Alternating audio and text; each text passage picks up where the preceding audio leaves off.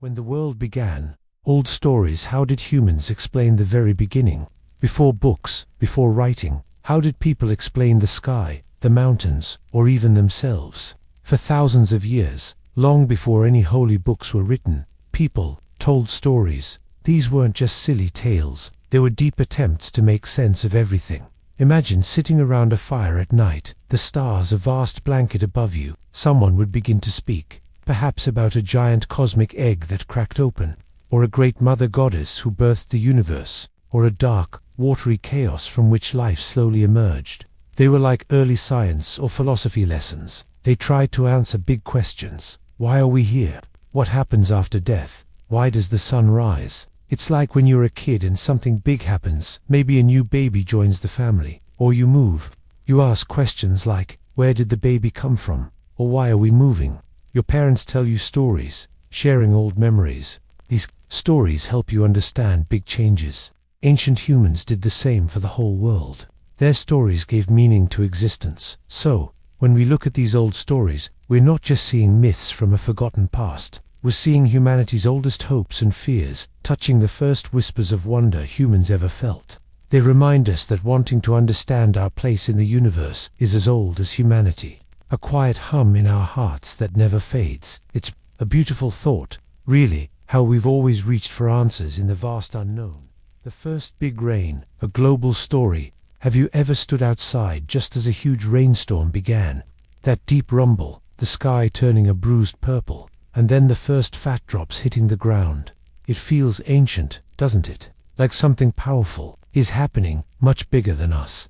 For thousands of years, long before the Bible stories were written, humans across the world told tales of an even bigger rain, a flood so vast it covered everything.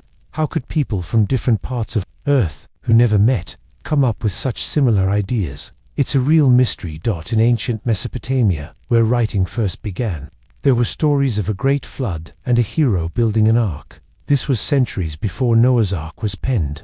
In ancient China, tales spoke of ruler Yu who tamed massive floods. Many Native American tribes also have their own stories of a great water, reshaping the world. So why do these first big rain stories appear everywhere? Maybe it was a real, massive flood, its memory passed down. Or maybe it's about how humans try to understand truly overwhelming events. Think of a huge snowstorm hitting your town, the biggest in 100 years. Everyone would talk about it, right?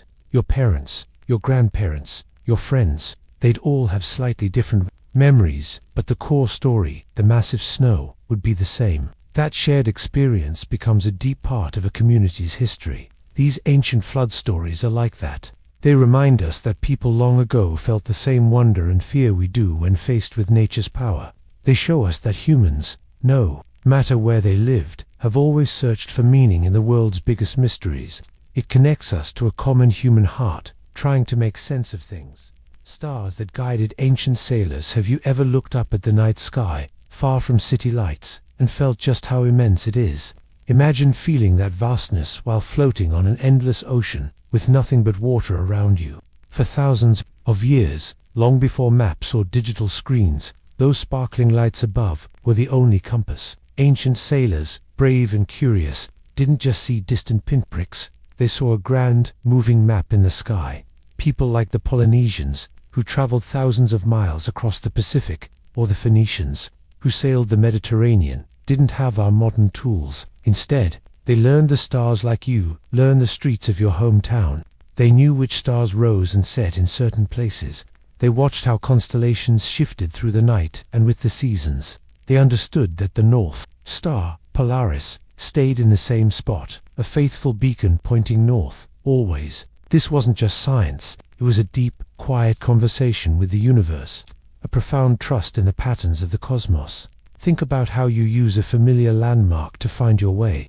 Maybe it's a tall building you can see from anywhere, or a unique tree that signals you're close to home. The stars were those powerful, unwavering landmarks for ancient sailors. But imagine if your landmark also told you what time it was, or what direction the wind had been blowing, just by its position. It's like having a wise, silent guide, always there, no matter how lost you might feel on the open rolling waves. So, when we look up at the stars now, we can feel a whisper of that ancient wonder.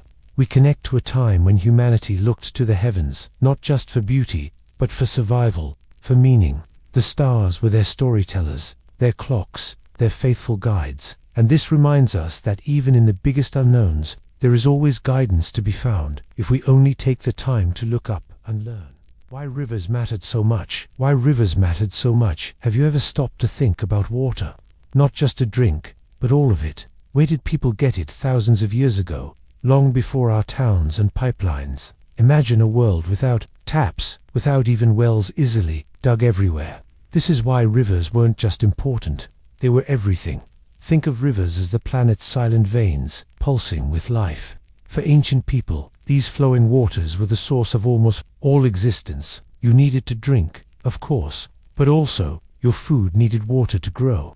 Without a river, planting crops was nearly impossible. So, the first great civilizations, the places where people built big cities and shared ideas, they all blossomed right beside a river. The Nile in Egypt, the Tigris and Euphrates in Mesopotamia. These weren't just places on a map. They were the very heartbeats of early human life. It was more than just practical need. Rivers felt sacred. They gave life, but they also took it sometimes, with floods. This made them feel powerful, like a living god. People learned to listen to the river's ancient hum, to understand its rhythms. They built their homes and their whole way of life around its flow. Imagine your school, your home, your entire neighborhood, depending on one single, moving thing. If that one thing dried up, everything stopped. Here's the thing. Think about how important your phone or the internet feels to you today. It connects you to friends, to information, to entertainment. It feels essential, right? Rivers were that, but on a level of pure survival. They connected communities, served as highways for travel and trade, and nourished the land itself. When you watch a river flow by, it's not just water moving, it's carrying the echo of humanity's first breaths, a memory of how we learned to live, to connect, and to understand the profound dance between life and the land. They taught us patience, resilience, and the quiet power of simply letting things flow. Counting the days, early calendars. Have you ever stopped to really think about time? Not just the seconds ticking by, but the feeling of days turning into weeks, and weeks into seasons. For us, time is on our phones, our watches, or school bells. But long, long ago, before the Bible was even a whisper in the wind, humans looked up at the sky and felt a deeper pulse. How did they keep track of anything? How did they know when to plant their seeds, or when the wild herds would migrate? This is where early calendars come in. They weren't paper or apps. Instead, people found patterns in nature. They watched the moon grow full and then disappear. Over and over, they saw the sun rise higher in the sky in summer and lower in winter. These ancient observations weren't just curious pastimes. They were about survival. Knowing when the river would flood, or when the berries would be ripe, was life or death. It was about listening to the earth's own slow song. Think about your own day for a moment. Imagine if you didn't know when school started, or when a holiday was coming. It would feel chaotic, right? You'd miss out on so much. For early humans, the rhythm of the moon, or the changing position of the sun, was their absolute guide. It was like their heart beating a constant, steady rhythm connecting them to the vastness of the world. They felt the seasons turn in their bones. These first calendars, carved into stone or tracked with simple marks, tell us something important. They show how deeply humans always wanted to understand their place. They weren't just counting days, they were seeking meaning in the great dance of the cosmos. It's a quiet reminder that even without all our modern tools, we are still part of the same ancient rhythm, always reaching to understand the mystery of time itself.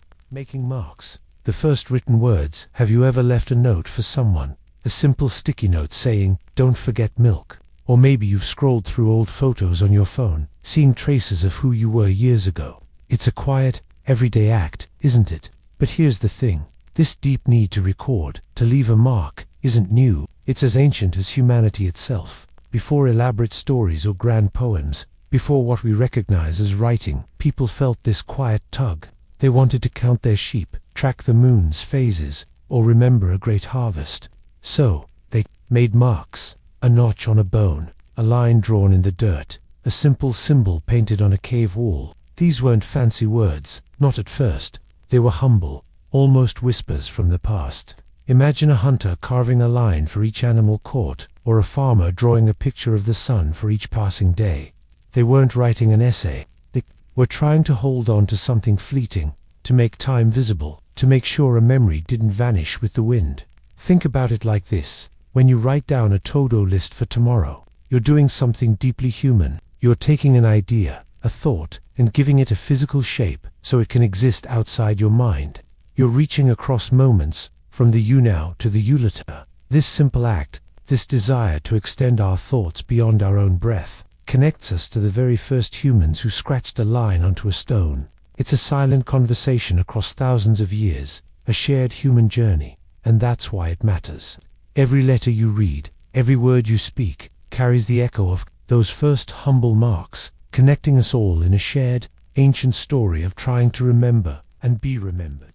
Rules for everyone. Justice from long ago. Have you ever stopped to wonder how we decide what's fair, or who gets to set the rules for everyone? It's a question that feels very current, but people have been asking this for a very long time. Even before big books of laws or religious books were written down, humans knew they needed ways to live together. Imagine the earliest groups, living closely, relying on each other for everything. If someone took another's food or harmed a neighbor, what happened? What if promises were broken? They couldn't just ignore it. They had to figure out how to make things right, to mend the tear in their shared life. This wasn't about a powerful leader declaring new laws. These ideas of justice grew from daily life. It was about finding balance, about healing what was broken, so the community could thrive. Like, if you broke a vital tool, there would be a way to help replace it, or make up for the loss. This ancient need for justice wasn't just about punishment. It was about keeping the whole group strong and healthy, like a natural system. Think about an ecosystem, where every part relies on the others. If one element is out of balance, the whole system suffers. A human community is similar. If one person acts unfairly, it hurts everyone, pulling at the threads that hold them together. So, the ideas of justice that quietly emerged were about protecting the whole, ensuring life could continue safely and with dignity for all. It shows how truly ancient our human longing for order and fairness is, the feeling that things should be right, that actions ripple outwards and have consequences, that we owe each other basic understanding and respect. That feeling isn't new. It's a powerful echo from the very first human communities, showing how much we have always longed for a world that makes sense. A world where things feel just, where everyone understands the unspoken rules. Heroes who fought monsters. Have you ever imagined a world where giant beasts roamed and brave souls stood against them? Long before many stories we know today, people told tales of heroes who battled incredible monsters. It's an idea that stretches back to the very first whispers of human imagination. Across cultures and continents, here's the thing, these weren't just made-up creatures. For ancient people, these monsters often represented their greatest fears. Think about the darkness of the night, unknown diseases that swept through villages, or the sheer power of a raging storm that could destroy everything. These were the real monsters of their world, things they couldn't control or fully understand. So, they created heroes like Gilgamesh, a powerful king who faced terrible beasts and even death itself, or Hercules, who performed 12 impossible tasks, defeating a many-headed serpent and a mighty lion. These stories weren't just entertainment. They were ways to make sense of a world full of danger and fear. They gave people hope that even the most overwhelming problems could be overcome, and that's why it matters. This ancient idea still echoes inside us, even now. Maybe your monster isn't a fire-breathing dragon, but a fear of failing a big test, or the uneasy feeling before speaking in front of your class. Perhaps it's a personal challenge that feels too big to handle alone. Just like those old heroes in the myths, we sometimes have to gather our courage and face what scares us. We find strength in unexpected places, often within ourselves, or by reaching out to others who can help. The idea of a hero fighting a monster reminds us that courage isn't the absence of fear, but facing it anyway. It tells us that even when things feel huge and scary, there's a part of us that can stand tall. It's about finding that inner strength, that quiet bravery, and bringing a little light into what feels like darkness. Heroes who fought monsters. Have you ever imagined a world where giant beasts roamed and brave souls stood against them? Long before many stories we know today, people told tales of heroes who battled incredible monsters. It's an idea that stretches back to the very first whispers of human imagination. Across cultures and continents, here's the thing, these weren't just made-up creatures. For ancient people, these monsters often represented their greatest fears.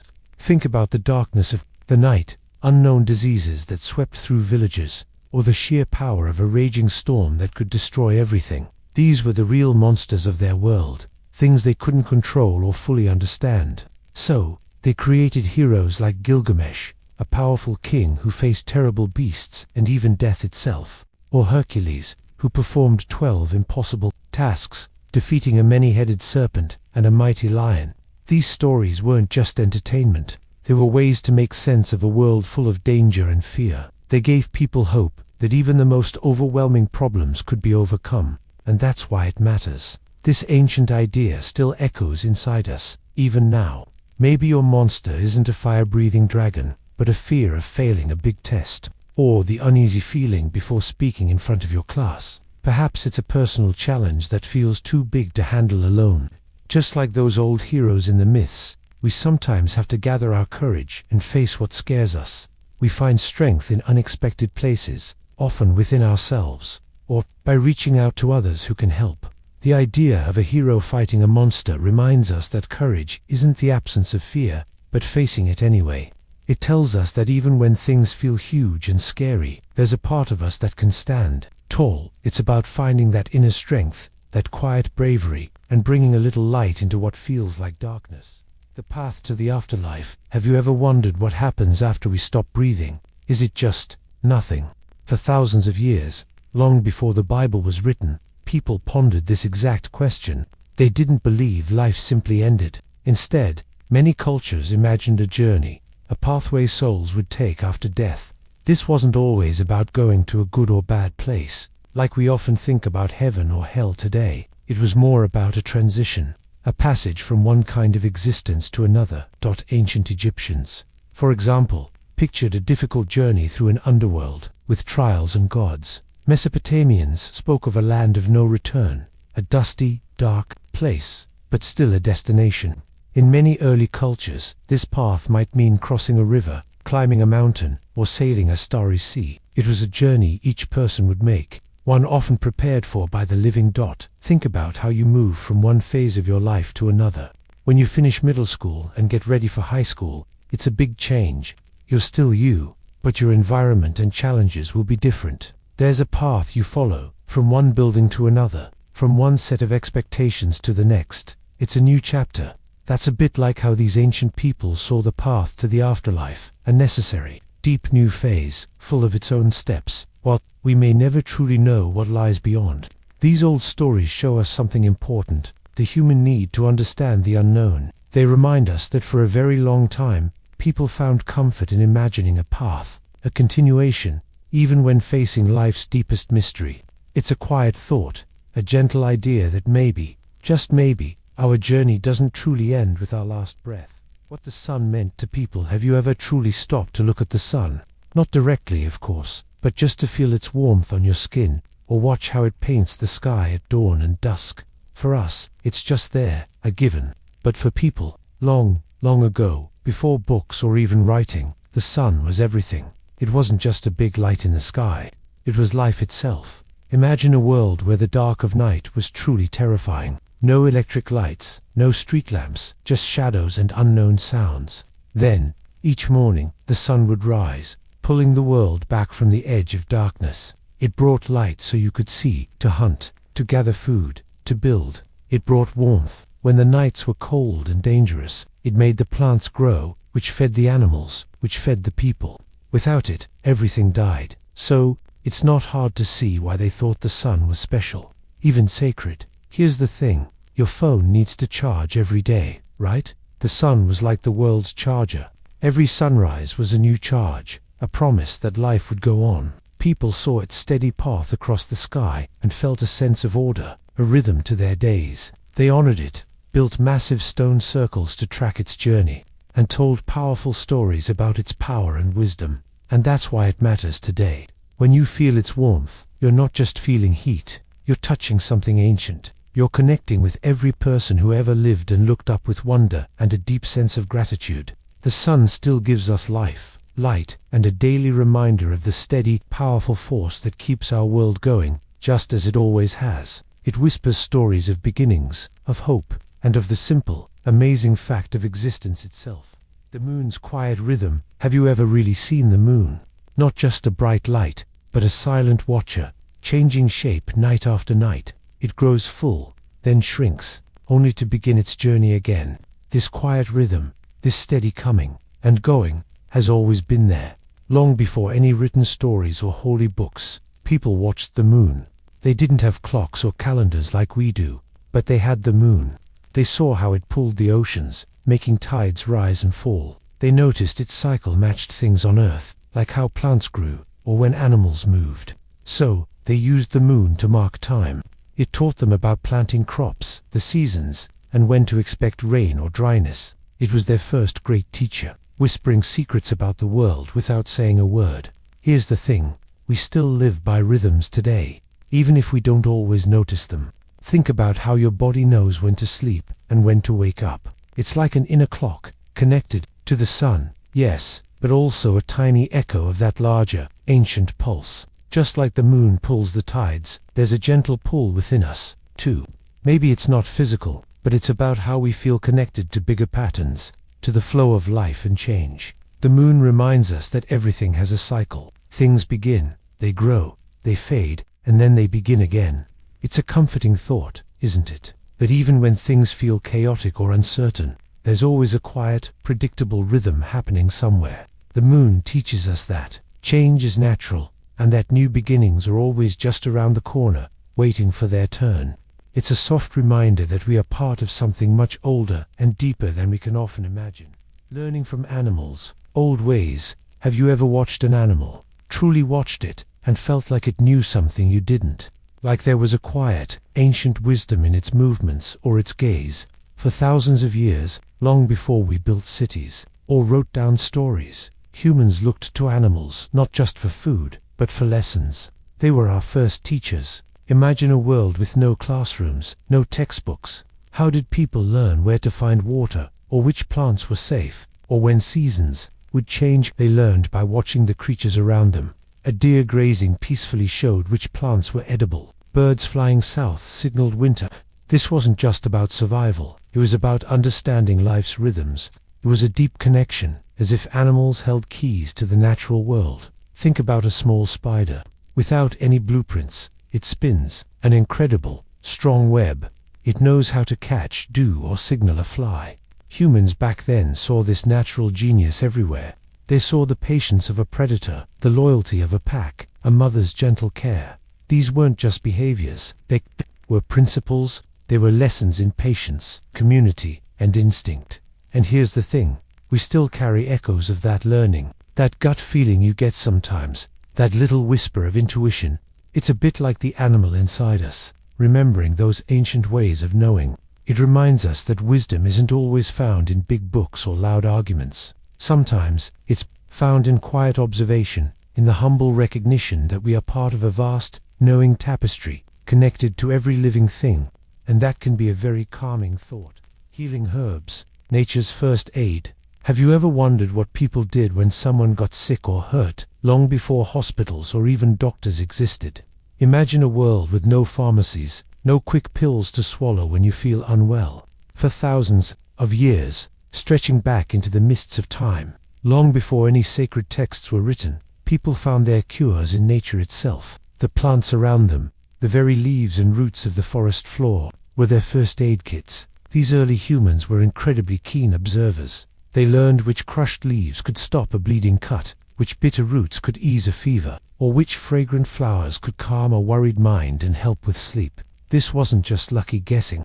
It was careful, patient observation, knowledge passed down through generations. It was a deep, quiet understanding that the earth held powerful secrets for healing. This shows us how profoundly connected humans once were to the ground they walked on, relying on its wisdom not just for food, but for health itself. Think about something as simple as a headache. Today, if your head aches, you might take an aspirin. But here's the thing, The idea behind aspirin actually comes from a very old, natural remedy. Ancient people noticed that chewing on the bark of a willow tree helped to lessen pain and bring down a fever. That willow bark contains a chemical very similar to what's in aspirin. So, without fancy labs or complex science, they figured out how to use what nature offered. They saw a problem, and nature had the answer, ready and waiting. It makes you think, doesn't it? That long before any great stories were etched in stone or written on scrolls, the wisdom of healing was already there, whispered through the leaves, held within the soil. It reminds us that sometimes, the oldest knowledge, the one learned, simply by watching and listening to the world around us, is the most profound.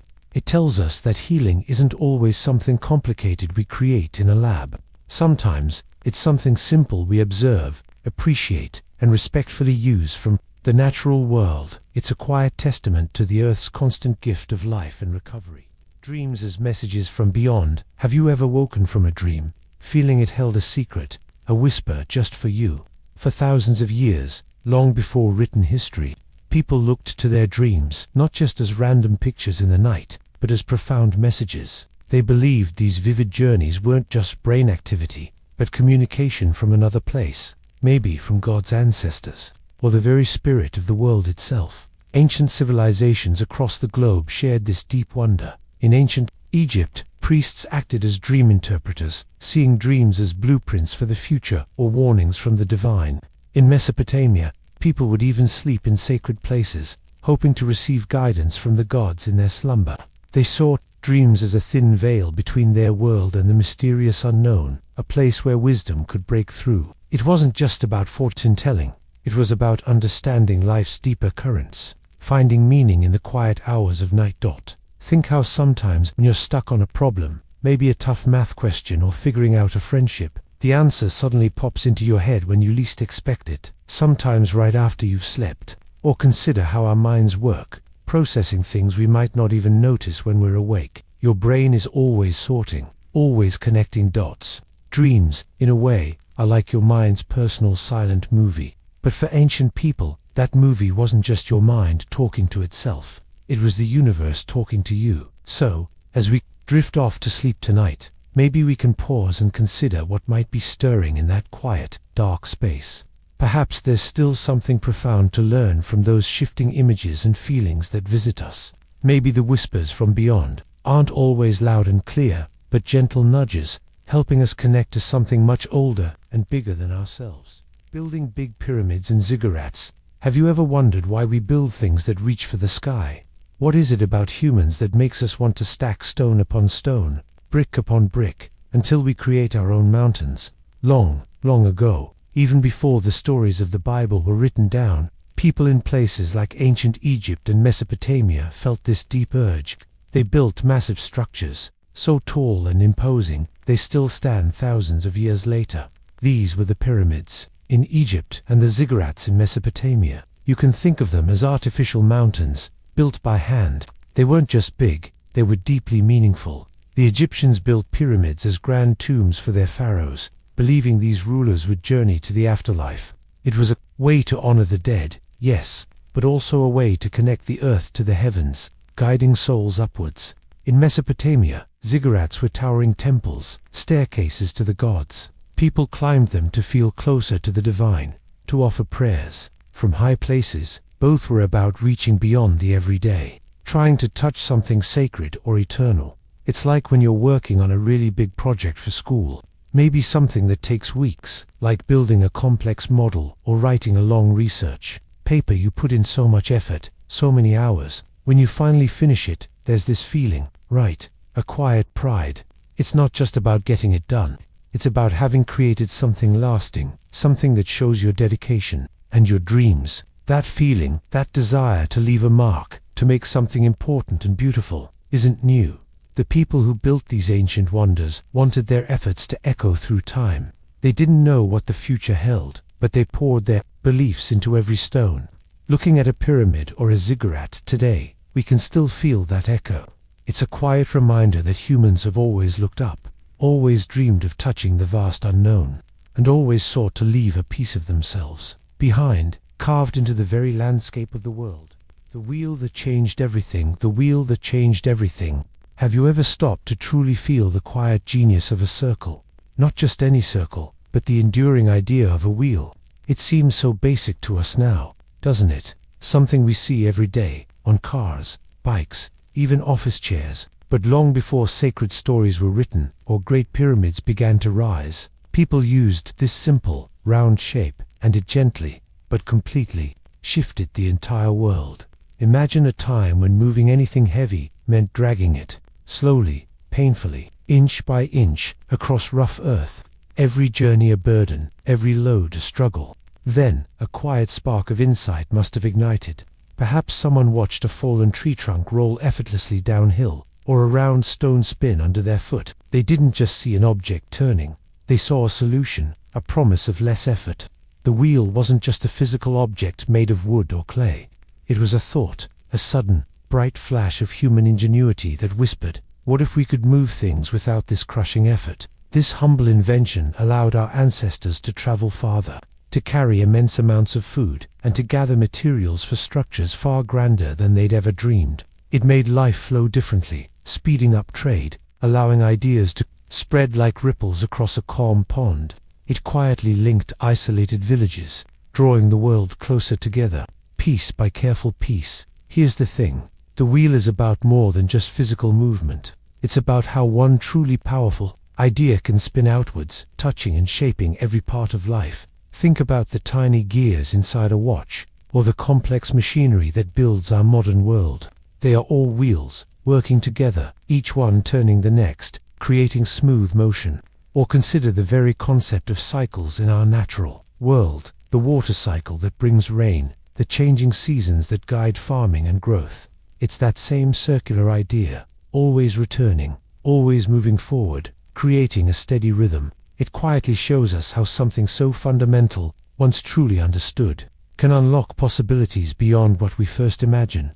And that's why this ancient invention, born from patient observation and deep human need, still holds such meaning. Today, it's a silent, profound reminder of the persistent power of human cleverness. It's a calm whisper from the distant past, telling us that even the simplest discovery can reshape our present in ways we might never fully grasp, setting us on a path that continues to turn effortlessly, even in our modern time. It teaches us that often, the most truly profound changes begin with a single, clear idea, perfectly round, perfectly whole. First farmers, growing our food. Have you ever really looked at a grain of rice, or a piece of bread?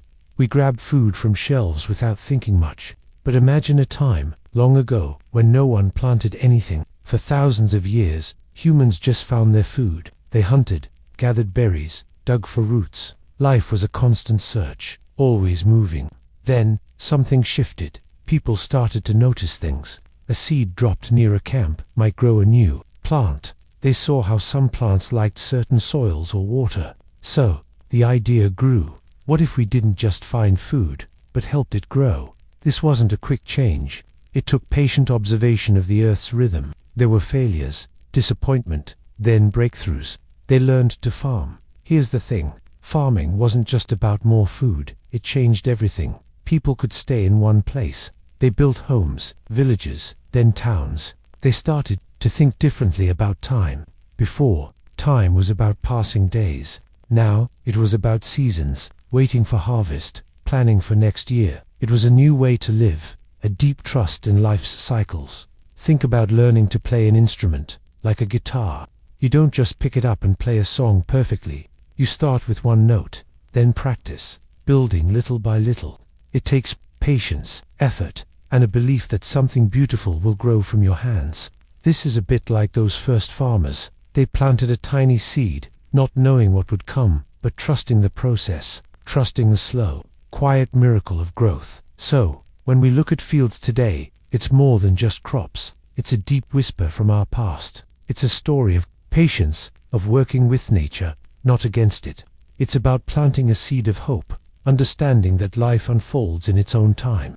The deepest wisdom often comes from watching something small become something vast. It connects us to the earth, and to those who first listened to its gentle teachings, knowing right from wrong, ancient lessons. Have you ever stopped to wonder, really wonder, about what makes something right or wrong. It's a deep question, isn't it? Long before big books of rules or famous teachers, people wrestled with this very idea. Imagine folks thousands of years ago, gazing at the stars, trying to make sense of their world. Even then, they felt a pull towards kindness, a shiver at injustice. Think about it this way. When you see someone trip and fall, your first instinct is often to help them up, right? You don't need a written rule to tell you that. Or, if someone takes something that isn't theirs, a feeling inside you says, that's not fair. This isn't just learned, it's woven into being human.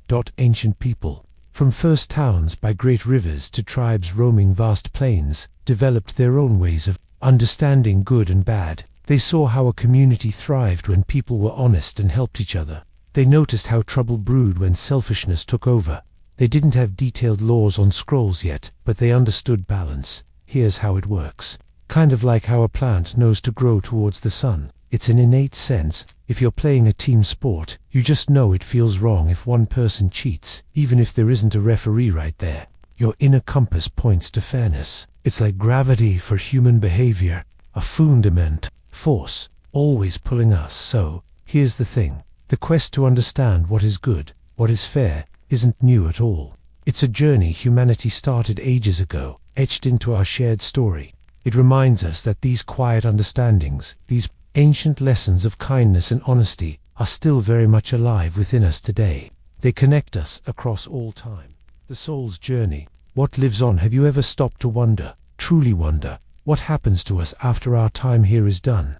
When a flower wilts, its beauty fades, but its seeds carry life forward. What about us? What is that unseen part of us? That spark, that feeling of you, that might continue.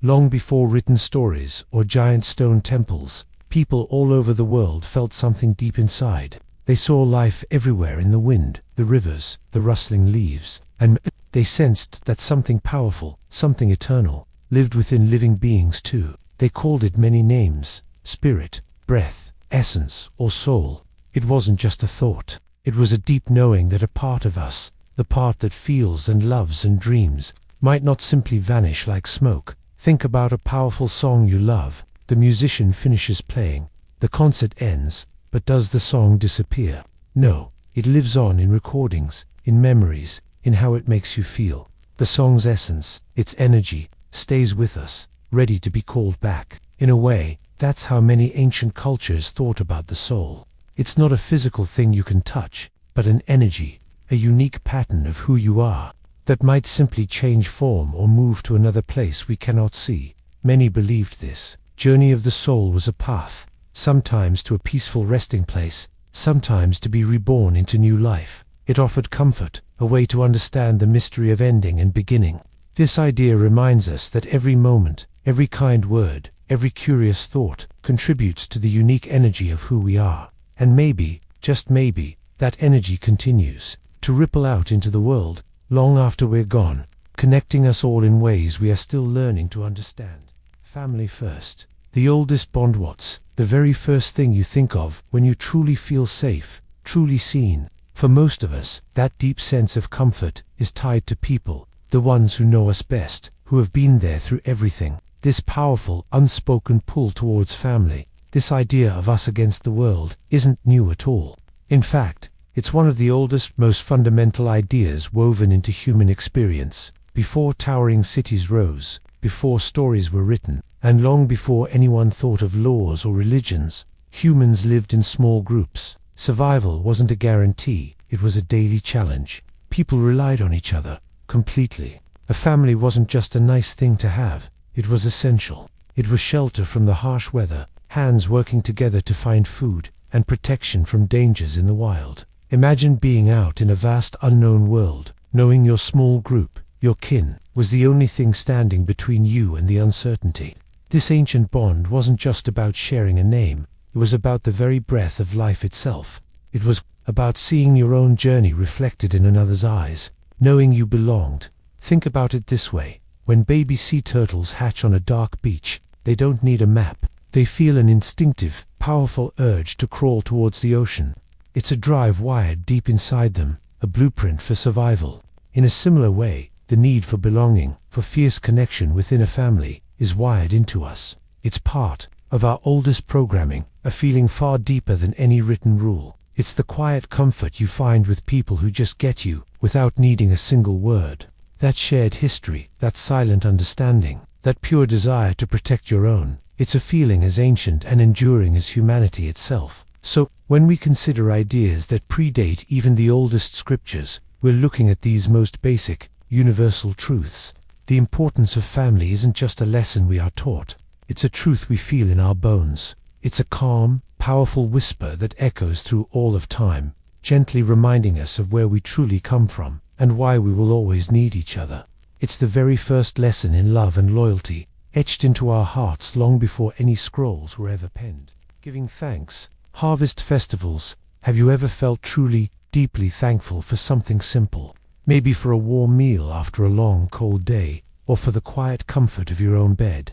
It's a feeling that connects us, a powerful sense of appreciation. And here's the thing. People have felt this way for thousands and thousands of years, long before written history, long before the Bible.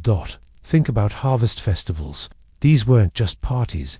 There were moments when entire communities paused. They looked at the fields, bursting with food, and they remembered how much depended on it. Imagine living in a time when your survival, your family's survival, literally hinged on the plants growing from the ground.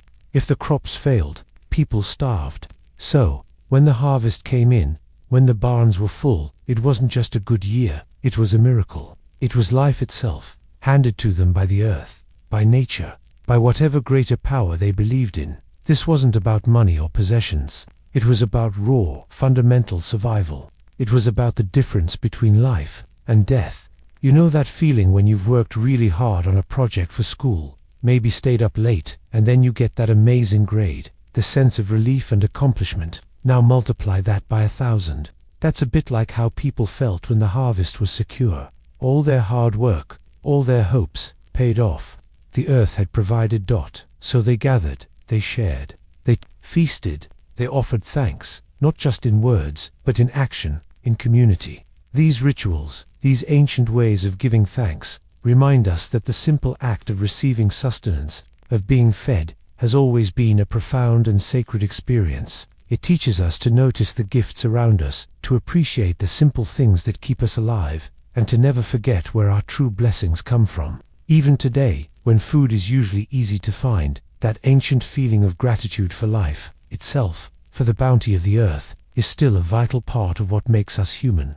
It reminds us to be thankful, not just for the big things, but for the quiet, sustaining miracles of every day. Songs and drums. Early music. Have you ever wondered what the very first song sounded like? What sounds filled the air before people wrote anything down, long before the stories we know today were even dreamed up?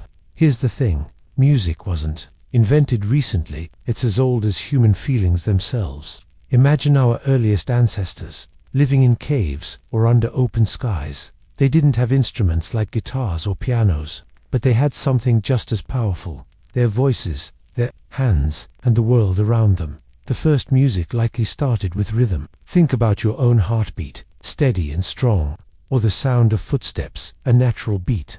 Early humans probably tapped sticks together, or clapped their hands, or stomped their feet. These were the first drums. And then there were voices, humming, chanting, perhaps imitating the sounds of animals or the wind. We've even found ancient bone flutes, hundreds of thousands of years old, showing that people were making melodies long, long ago. This wasn't just for fun. Music was vital. It brought people together around a fire, making them feel connected and less alone in a big, wild world. It was used in rituals, to tell stories that couldn't be spoken, or to help people feel brave when they were afraid. It's like when you hear a song today that just gets you, making you feel understood, or giving you courage. That's how it always was. Music connects directly to your soul, to feelings deeper than words. It's a language everyone understands. So, when you hear a drum beat or a simple melody, remember that deep down, you're tapping into something incredibly ancient. You're connecting to the very first humans who ever lived, who used these sounds to express their wonder, their fear, and their hope. It's a timeless echo, reminding us that some parts of being human never change. Stories told by firelight. Have you ever sat in the quiet dark, with just a fire or a candle glowing? In that soft light, surrounded by shadows, things feel different. Our minds wander. Our voices drop. We feel drawn closer. For thousands of years, long before books, people gathered this way. They sat around fires, flames danced, and stories found their voices. These weren't just tales for fun. They were how people understood their world. They remembered important things, where to find food, how to avoid danger, and they wondered, how did the world begin? Why does the sun rise? What happens after we die? These deep questions were shared from person to person, whispered into the quiet night. Think about a song you love. Maybe your grandparents taught it to your parents, and they taught it to you. Each time it's sung, the words might be a little different, or the tune might shift, but the heart of the song, its meaning, stays strong. It carries a piece of everyone who sang it before. Ancient stories were like that. They changed over time, but their core messages, their wisdom, and their feelings lived on. These stories, told by Firelight, carried ideas about kindness, bravery, and what it meant to be human. They spoke of creation, of heroes, and of nature's power. They offered comfort, explained the unknown, and gave life meaning. These deep thoughts, whispers from the past, eventually became the bedrock for many big ideas we still talk about today. They remind us that before any written words or religions, humans were already reaching for meaning, connecting through shared tales, under the vast ancient sky. The serpent, a symbol of old power. Have you ever thought about snakes, really thought about them? They can seem scary, right? Slithering through grass, sometimes hiding. But for thousands of years, long before many stories we know, people saw the serpent very differently. It wasn't just a creature of fear. It was a symbol, something deep and powerful. Imagine ancient cultures. Thousands of years ago, watching a snake shed its skin. It leaves its old self behind, worn and dry, and emerges, new, vibrant. This simple act taught them about life and death, about healing and rebirth. It made them think about how things end so new things can begin. So, serpents often represented new life, even wisdom. But here's the thing. They also represented danger and poison. They were about the unknown, the hidden paths of the world. Think about a river. A river can bring life, watering crops, letting boats travel. But a river can also flood, washing everything away. It has two sides, right? The serpent was like that for ancient people. It held both the power to create and the power to destroy, the secret of sickness and the secret of healing, all wrapped up in one winding form. Like the staff of Asclepius, the Greek god of medicine, which still has a snake wrapped around it today. That's a symbol from way back, still used now, showing how the snake was linked to health, even though it could be dangerous. And that's why this symbol is so important. It reminds us that ancient wisdom often saw more than just good or bad. It saw how opposites could exist together, how something could be both amazing and a little bit scary. It teaches us to look deeper, to see all the different meanings a simple thing can hold, and to understand that the world has always been a place of incredible, complex power.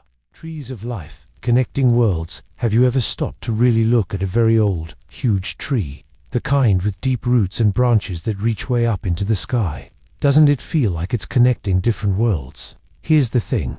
People have felt that way for thousands of years, long before the stories in the Bible were ever written down. Across so many ancient cultures, from places like Egypt to Norselands, folks imagined something truly special, a tree of life. This wasn't just a regular tree. It was a powerful symbol, a way to understand how everything in the universe might be linked together. Think about it. Its roots burrowed deep into the earth, touching the unseen world below. Its trunk stood solid on the ground we walk on, representing our own lives. And its branches stretched towards the heavens, connecting us to the stars and the spiritual world. It was a beautiful idea, showing how the seen and unseen, the living and the dead, the human and the divine, all belonged to one single, flowing system. This concept helped people make sense of things. It gave them a feeling of belonging, of being part of something immense and ancient. It's kind of like how your own breath connects you to every living thing that has ever breathed, or how a huge network of roads connects all the different towns and cities, making one big system. You are part of something bigger, just like a single leaf on a giant oak. These old ideas remind us that nothing truly stands alone. Every action we take, every word we say, every thought we have, is connected to a larger whole. We are all branches on a vast unseen tree of shared stories, flowing life, and deep quiet connections that stretch back through time and out into the future. It's a calming thought, isn't it? To know you are always connected. Water, life, and sacred places. Have you ever wondered what makes a place feel truly special, almost sacred, or why we feel so drawn to a quiet river, a calm lake, or even just the sound of rain? Long, long ago, people felt this pull even more strongly. They understood something deep about water. It wasn't just a drink, it was life itself. Imagine a world without modern plumbing, where finding clean water was a daily challenge. A bubbling spring in a dry land, or a mighty river flowing through a desert, was everything. These places weren't just useful, they became holy. People gathered there, built simple altars, and told stories about spirits and gods who lived in the water. They knew water cleanses, it gives life, and it connects us all. Think about how many ancient towns grew up around rivers, places like the Nile in Egypt, or the Tigris and Euphrates. These rivers weren't just boundaries, they were the heart of life, seen as gifts from the heavens. Here's the thing, this idea isn't so different from how we feel today, even if we don't always use the word sacred. Think about that amazing feeling. After a long run, when you finally get a cool drink of water, it brings you back, right? Or the quiet peace you find when you stand by the ocean, watching the waves. That deep sense of awe, that calm connection to something vast and essential, that's a bit of what ancient people felt. They knew their very existence depended on this clear, flowing gift. So, long before many of the world's most famous books were written, people already knew water was powerful. They saw it as a giver of life, and the places it gathered were deeply sacred. It's a feeling that connects us to them, reaching back through thousands of years. It reminds us that some of the most profound truths are found in the simplest, most natural parts of our world. Gold and jewels. Early treasures. Have you ever wondered why we're so drawn to things that sparkle, like a magpie, or a kid finding a shiny penny? Why do gold and jewels feel special, even magical? This isn't just about money or showing off. Before written words, before many of the ideas we know, humans already felt a deep connection to these treasures. Think about it. Gold doesn't rust. Jewels like diamonds or rubies are incredibly hard and keep their shine for centuries. Our early ancestors weren't fools. They noticed these qualities. They saw that these materials lasted. In a world where everything else would, leather, even bones would, eventually decay, gold and jewels seemed to hold a piece of forever. So, here's what happened. People started to see these rare, lasting things as more than just pretty rocks. They became symbols. Maybe they thought gold was sunlight made solid, or jewels were teardrops from the sky. They used them in ceremonies, wore them for protection, or buried them with their most important people. This wasn't just about wealth. It was about connecting to something powerful, something eternal. It was a way to touch the divine, or to feel a link to the ancestors.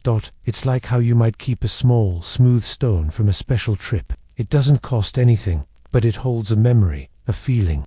Or how a scientist cherishes a fossil, not for its sparkle, but for the ancient story it tells. Gold and jewels are like that, but on a grander scale. For all of humanity, they are fossils of human desire, shining proof of our earliest hopes and dreams. This deep valuing of rare beauty, this search for permanence, isn't new. It's an idea older than any story, any sacred book. It reminds us that humans have always looked for something more, something that lasts beyond a single lifetime, finding meaning and wonder in the very earth beneath our feet. These early treasures whisper to us, telling us we've always been seekers, long before any formal religion taught us how to pray. When leaders became kings, have you ever thought about how different the world must have felt before anyone knew what a king even was? For a long, long time, people lived in smaller groups. When they needed someone to guide a hunt or settle a disagreement, a wise elder or a strong hunter might step forward. They were leaders for a moment, for a specific need. Once the task was done, they often went back to being just like everyone else. Their power wasn't a crown, it was respect earned on the spot. But here's what happened. As villages grew into towns, and towns into bustling cities, life got more complicated. More people meant more rules, more things to organize, like farming, building, or defending the community. The temporary leader, the one picked for a single problem, started staying in charge for longer. Their decisions affected more and more lives. And then, slowly, almost like a seed pushing through the earth. A new idea began to sprout. What if this leader's power wasn't just for a moment, but forever? What if it even passed down to their children? Imagine a school project where your group chooses a leader just for today's task, and tomorrow someone else might lead. That's like the early leaders. But now, picture if that leader then decided they were in charge of all projects, all the time, and their little brother would take over when they left school. That's the shift we're talking about. The power stopped being about what you could do for the group right now, and started being about who you were born to be. This wasn't just a simple change, it was a deep, quiet shift in the human heart. It set the stage for empires and dynasties, for grand palaces, and for wars fought over thrones. It marked a new dawn, where the weight of one person's decisions could shape centuries, long before any holy texts were ever written. It was the moment human hands reached for a power that would not let go. The first schools, learning from elders. Have you ever stopped to really think about how people learned? Way before textbooks or classrooms even existed. Imagine a world without schools like ours. Yet knowledge still had to be passed down. Right, it wasn't about grades or tests back then. Instead, the first schools were the very communities themselves, and the teachers were the elders. They held the wisdom of generations in their hearts and minds. This wasn't just a place, it was a living, breathing connection. Children learned by watching, by listening, by doing. They learned how to find food, how to build shelter, how to tell stories under the vast, quiet sky.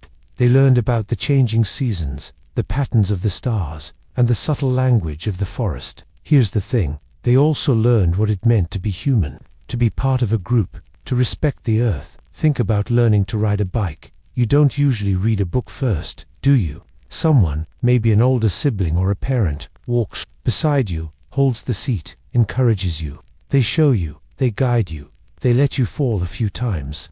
That's a bit like how it worked. It was messy, it was real, and it was deeply personal. This kind of learning was woven into every sunrise and every campfire story. It was about understanding the world, not just with your brain, but with your whole being. So, long before formal schools, wisdom flowed like a river, carried from one generation to the next by shared experience and daily life. It reminds us that true learning isn't always about a building or a curriculum. Sometimes, the deepest lessons are found in quiet moments, in shared stories, and in the respectful presence of those who have simply lived longer than us. Their lives were the lessons, their existence, the very first classroom. Why we tell jokes, ancient humor. Have you ever really stopped to wonder why we laugh? Not just a polite chuckle, but that deep, belly-shaking kind of laugh. It feels so good, doesn't it? Here's the thing, laughter, and the jokes that spark it, are as old as humanity itself. People have shared laughs for thousands of years, long before anyone wrote down a single story. It's a fundamental human sound. Imagine sitting around a crackling fire in a very ancient time. Maybe a hunter stumbled, or someone made a funny sound. That shared moment of humor, that sudden burst of joy, was important. It wasn't just about fun. It was about connection. Humor is like a silent agreement, saying, we're in this together. It helps us feel safe, lowering our guard, making the world a little softer. Even the oldest known jokes, carved into ancient tablets, show us people back then loved wordplay and silly situations. Think about when you're feeling really stressed out, maybe about a big test or a challenge. Your shoulders might be tight, your mind racing. Then, someone tells a joke, or something genuinely funny happens. For a brief second, that tension just melts away. Your breath might even deepen. That release, that instant shift, is your body letting go. Psychologists say humor acts like a pressure valve for our emotions. It reminds us that even when things are difficult, there's always room for lightness, a brief escape into shared joy. So, when we hear a joke that truly lands, it's more than just a silly line. It's an echo of something deeply human, something that has helped us cope, connect, and survive through countless generations. Laughter binds us, whispers across time, reminding us that finding joy, even in the smallest things, has always been a vital part of what it means to live. It's a quiet, beautiful strength woven into the fabric of who we are. Sadness and loss, how people grieved when someone you care about is gone. The world can feel a little dimmer, right? That ache in your chest, that quiet sadness, it's a feeling as old as humanity itself. Have you ever wondered how people handled this deep sorrow thousands of years ago, long before any of the stories in the Bible were written down? How did they cope when their loved ones vanished from their lives? Long before written records or big cities, people felt loss just like we do. They lived, they loved, and they grieved. How they showed that grief, how they carried that heavy feeling, wasn't always recorded, but it was deeply felt. The pain of losing someone important isn't new.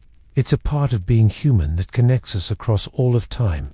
Imagine living in a world much wilder, with no hospitals or easy ways to communicate. If someone passed away, there weren't support groups or organized rituals like we have today, but people found ways. They might have wailed to the sky, or gathered silently by a river.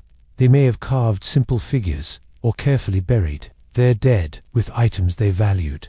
Maybe they believed the spirit journeyed to the stars, or became part of the land itself. These were their ways of saying goodbye, of trying to understand the emptiness left behind. It's a bit like when a favorite song suddenly stops playing. There's a quiet space where the music used to be. You remember the melody, you miss the rhythm, and that empty space feels noticeable. That's a little bit like loss. Even without all our modern ways of dealing with it, people thousands of years ago felt that quiet space, that absence, just as keenly. So, even thousands of years ago, the human heart knew deep sorrow. The ways they showed their grief might have been different, their rituals silent and unwritten, but the bond of love and the pain of its absence connected them to us, across all of time. It tells us that feeling deeply, even sadness, is part of what it means to be human. Welcoming new life. Birth rituals. Have you ever stopped to think about what it truly means to welcome someone brand new into the world? It's a huge moment, isn't it? A new breath, a new set of eyes, a whole new story beginning. For as long as humans have walked the earth, even long before history was written down, people understood the incredible importance of birth. They knew a new life wasn't just another person. It was a miracle, a fresh start, a thread weaving into the family and community. Here's the thing. Ancient people, just like us, felt a deep sense of wonder and responsibility when a baby was born. They didn't have hospitals or birth certificates, but they had powerful rituals. These weren't just parties. They were sacred acts meant to bless the baby, protect them from harm, and set them on a good path in life. Imagine a village gathering, not just to see the baby, but to collectively wish them health, happiness, and a strong spirit. These ceremonies showed how much the community valued each new beginning. It was about saying, "You are here, you are important, and we are ready for you." Think about it like this. When you plant a tiny seed, you don't just toss it anywhere. You prepare the soil, give it water, make sure it has sunlight, and protect it from rough weather. You do this because you hope it will grow into something beautiful and strong. Birth rituals from long ago carried that same kind of careful, hopeful attention, but for a human life, it was about creating the best possible beginning, a safe and loving space for the new arrival. So, even thousands of years ago, people knew that welcoming new life was a profound act. It reminds us that the human heart, no matter the time period, has always cherished new beginnings. Every new person is a wonder, a fresh hope, and a reminder of life's constant, quiet miracle. The power of a name. Have you ever really thought about a name? Not just your own, but any name at all. Is it just a sound we make, a label we stick onto things and people? Or is there something deeper, something quieter, hidden within those letters and syllables? For thousands of years, long before written stories like the Bible, people felt a profound, almost sacred, power in names. They believed that to truly know something's name was to understand its very essence, its spirit, its hidden truth. Imagine, for a moment, the vast, silent world before anything had a name, just shapes and colors, sounds and feelings, floating without identity. It was only when humanity began to speak, to point, to assign a word, a name, that the world started to take shape in our minds. To name a river was to give it a soul, to make it separate and distinct from the forest. To name an animal was to acknowledge its unique existence. This wasn't just about categorizing. It was about connecting, about honoring. Think about the plants around us. We might just see a flower, but then someone says rose or lily, and suddenly, a specific image, a certain scent, a particular feeling blossoms in our minds. The general flower becomes special, unique. Or think about a scientific discovery. Before it's named, it's just an observation. But once it's called a black hole or gravity, it gains a kind of reality, a presence that wasn't there before. The name gives it a place in our understanding, a handle we can grasp. So, a name isn't just a simple tag, it's like a tiny, powerful spell. It carries history, memory, and possibility. It holds a piece of what something is, and sometimes even what it might become. A name can whisper stories from long ago, and it can shape who we are, even today. It reminds us that every single thing and every single person has a unique and important place in the vast, beautiful tapestry of existence. The power of a name. Have you ever really thought about a name? Not just your own, but any name at all. Is it just a sound we make, a label we stick onto things and people? Or is there something deeper, something quieter, hidden within those letters and syllables? For thousands of years, long before written stories like the Bible, people felt a profound, almost sacred, power in names. They believed that to truly know something's name was to understand its very essence, its spirit, its hidden truth. Imagine, for a moment, the vast, silent world before anything had a name, just shapes and colors, sounds and feelings, floating without identity. It was only when humanity began to speak, to point, to assign a word, a name, that the world started to take shape in our minds. To name a river was to give it a soul, to make it separate and distinct from the forest. To name an animal was to acknowledge its unique existence. This wasn't just about categorizing, it was about connecting, about honoring. Think about the plants around us. We might just see a flower, but then someone says rose or lily, and suddenly, a specific image, a certain scent, a particular feeling blossoms in our minds. The general flower becomes special, unique. Or think about a scientific discovery. Before it's named, it's just an observation. But once it's called a black hole or gravity, it gains a kind of reality, a presence that wasn't there before. The name gives it a place in our understanding, a handle we can grasp. So, a name isn't just a simple tag, it's like a tiny, powerful spell. It carries history, memory, and possibility. It holds a piece of what something is, and sometimes even what it might become. A name can whisper stories from long ago, and it can shape who we are, even today. It reminds us that every single thing and every single person has a unique and important place in the vast, beautiful tapestry of existence. Fate versus choice. An ancient puzzle. Have you ever wondered if your path is already set, like lines drawn on an old map? Or do you believe every step you take, every decision you make, truly shapes your future? This isn't a new question. People have wrestled with it for thousands of years, long before written history. It's about fate versus choice. Fate suggests a grand plan, a destiny pulling us along, no matter what we do. It's like a story already written, and we just play out the parts. But then there's choice. Choice says, we hold the pen. Every morning, every afternoon, we decide what to wear, who to talk to, what to learn. These small, everyday decisions feel powerful, don't they? They feel like us. But for people long ago, this puzzle was huge. They saw the sun rise, seasons change, stars move in fixed paths. It made sense to think there was a bigger pattern, a design, for everything, even their lives. They imagined unseen forces weaving destiny. But then a storm would hit, or someone would make a brave choice, and it seemed individual will mattered. The idea that we can choose our way was just as strong. Think about building with Eligios. If someone gives you specific instructions, you're following a fate, a preset design. But if they just give you bricks and say, build anything, that's choice. You decide every piece, every connection. Most lives are a mix. Some things we can't control, like weather or family. But there are countless moments where we pick up a brick and decide where it goes. The beauty of this ancient puzzle is that there's no single, easy answer. It invites us to pause, to reflect on our own lives. It asks us to consider both possibilities, the comforting thought that perhaps some things are meant to be, and the empowering feeling that our choices matter deeply. And that's a thought worth carrying. Looking into tomorrow, early prophecies. Have you ever gazed at the quiet night sky, feeling a whisper of what might come tomorrow, or wondered about next year, or even decades from now? This deep human feeling, this pull to peek into what hasn't happened yet, is something people have always carried. It's what we call prophecy, but it's more than just magic. It's a profound human need to understand, to prepare, and sometimes to find a quiet comfort in the unfolding of time. Long ago, before science and calendars were common, people faced each new day with uncertainty. They looked for signs everywhere, in the way birds flew, the shapes of clouds, the shifting of river currents.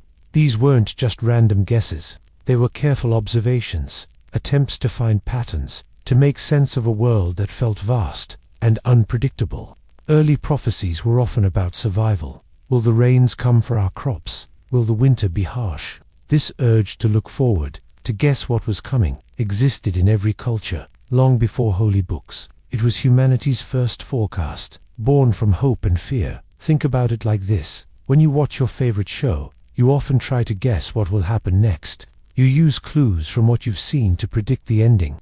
Or, imagine a meteorologist checking the weather. They don't just make it up. They use patterns, data, and their knowledge to tell us if it might rain tomorrow. Ancient people did something similar, but they used the patterns of nature and their own deep intuition about the world. So this ancient act of looking forward, this quiet hope to glimpse tomorrow, shows us something beautiful about ourselves. It reveals our endless curiosity, our need for meaning, and our powerful connection to time. We still do it today, in our own ways. We plan our days, we dream, and we wonder what lies ahead. And that's why this old idea, this deep human wish, to see tomorrow, still echoes within us, linking us to those who lived many thousands of years ago. It's a shared whisper across the centuries, a truly human heartbeat. Giving something up, the idea of sacrifice. Have you ever wondered why people willingly give things up? Not just lose something, but actively choose to let it go. This idea, often called sacrifice, is a concept that echoes deep through human history, long before ancient texts were even imagined. It's a powerful thought, one that existed in human hearts and minds long before the Bible. At its core, sacrifice isn't simply about losing something. Instead, it's about making a conscious choice to offer something of value for a greater purpose. Imagine ancient people living off the land. They might give up their best animal, or a portion of their precious harvest. They weren't doing this because they had too much, or because they wanted to feel poor. No, it was a profound act of connection. It was a way to show respect to the forces of nature, to the spirits they believed watched over them, or to the very ground that fed them. It was a gesture of hope, a silent prayer, or a way to mend what felt broken. They believed that by giving up something precious, they were investing in a future, showing dedication to something bigger than themselves. Think about a musician. They give up hours of playtime, social events, and sometimes even sleep. They practice the same notes over and over, pushing through frustration. This isn't loss, it's a deliberate exchange. They are giving up immediate comforts for the deep satisfaction of mastering their instrument, of creating something beautiful. They are sacrificing small moments for a much larger dream. So, the idea of sacrifice isn't just about what disappears, it's about what grows in its place. It's about understanding that sometimes letting go of one thing opens up space for something truly significant to enter our lives. It's a quiet, powerful act of believing in the unseen, in what could be, and in the deep connections that bind us all.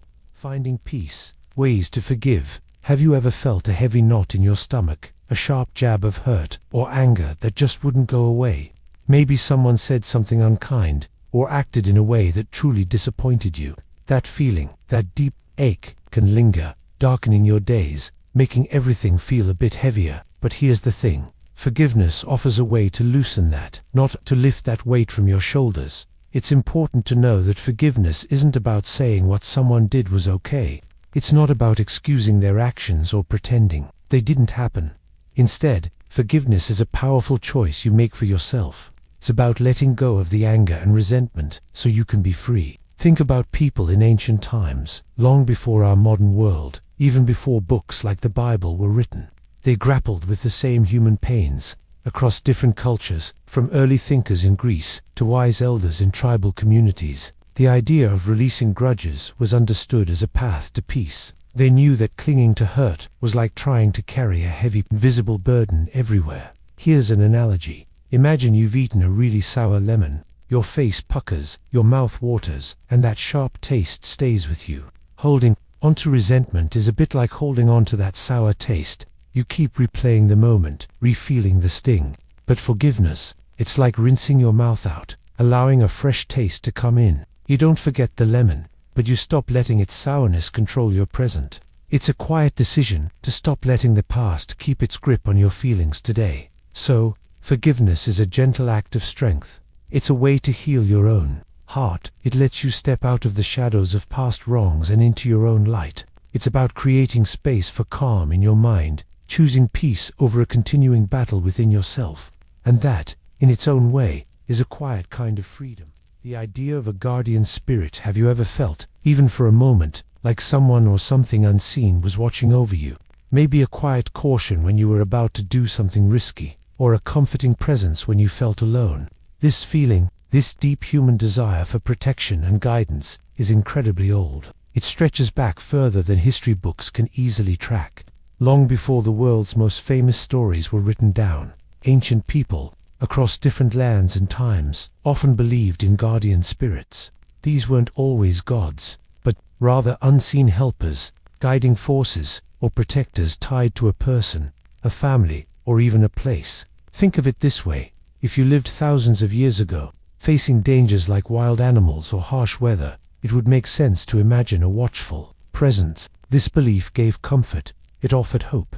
It made the vast, often scary world feel a little less lonely, more understandable. It's like that quiet voice inside you when you're making a tough choice. It's not a literal spirit, but that feeling of your own inner wisdom nudging you, guiding you towards what feels right. Or consider how a strong, supportive friend makes you feel braver. While your friend is real, the feeling of being protected or guided by someone else's care, that core idea is very similar.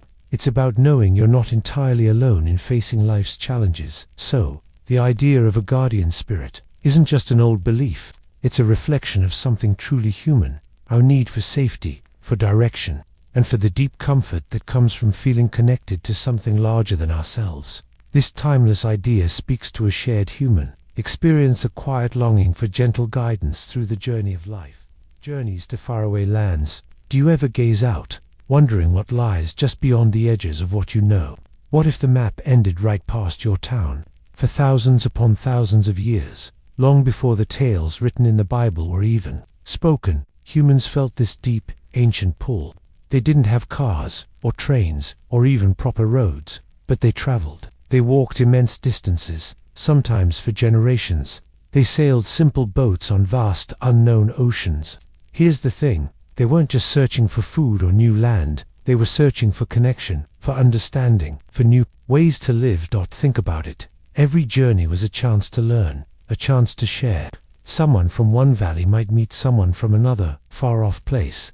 They'd trade not just goods, but stories. They'd exchange knowledge about the stars, or how to tame a certain plant, or even different ideas about what happens after life. This isn't just theory. We can see hints of this in ancient tools or art found thousands of miles from where the raw materials came from. It tells us that people, and their ideas, were moving. Imagine your favorite song right now. It probably started with one person, one melody. Then, it traveled. Someone else heard it, maybe changed a few notes, added new words, and shared it with their friends, and that's how it spread, getting interpreted differently but still carrying its original spirit. That's how ancient wisdom moved like a song, passed from heart to heart across silent, stretching lands. So much of what we understand about the world, about being human, first began as a whisper on a long journey, carried by a hopeful traveler. Under an endless sky, it makes you feel a quiet awe, doesn't it? To think of all those steps taken, all those stories shared, weaving the fabric of our oldest thoughts, long before any book was written. Trading goods, when people connected. Have you ever wondered what makes us reach out to others, even strangers? What drives us to share?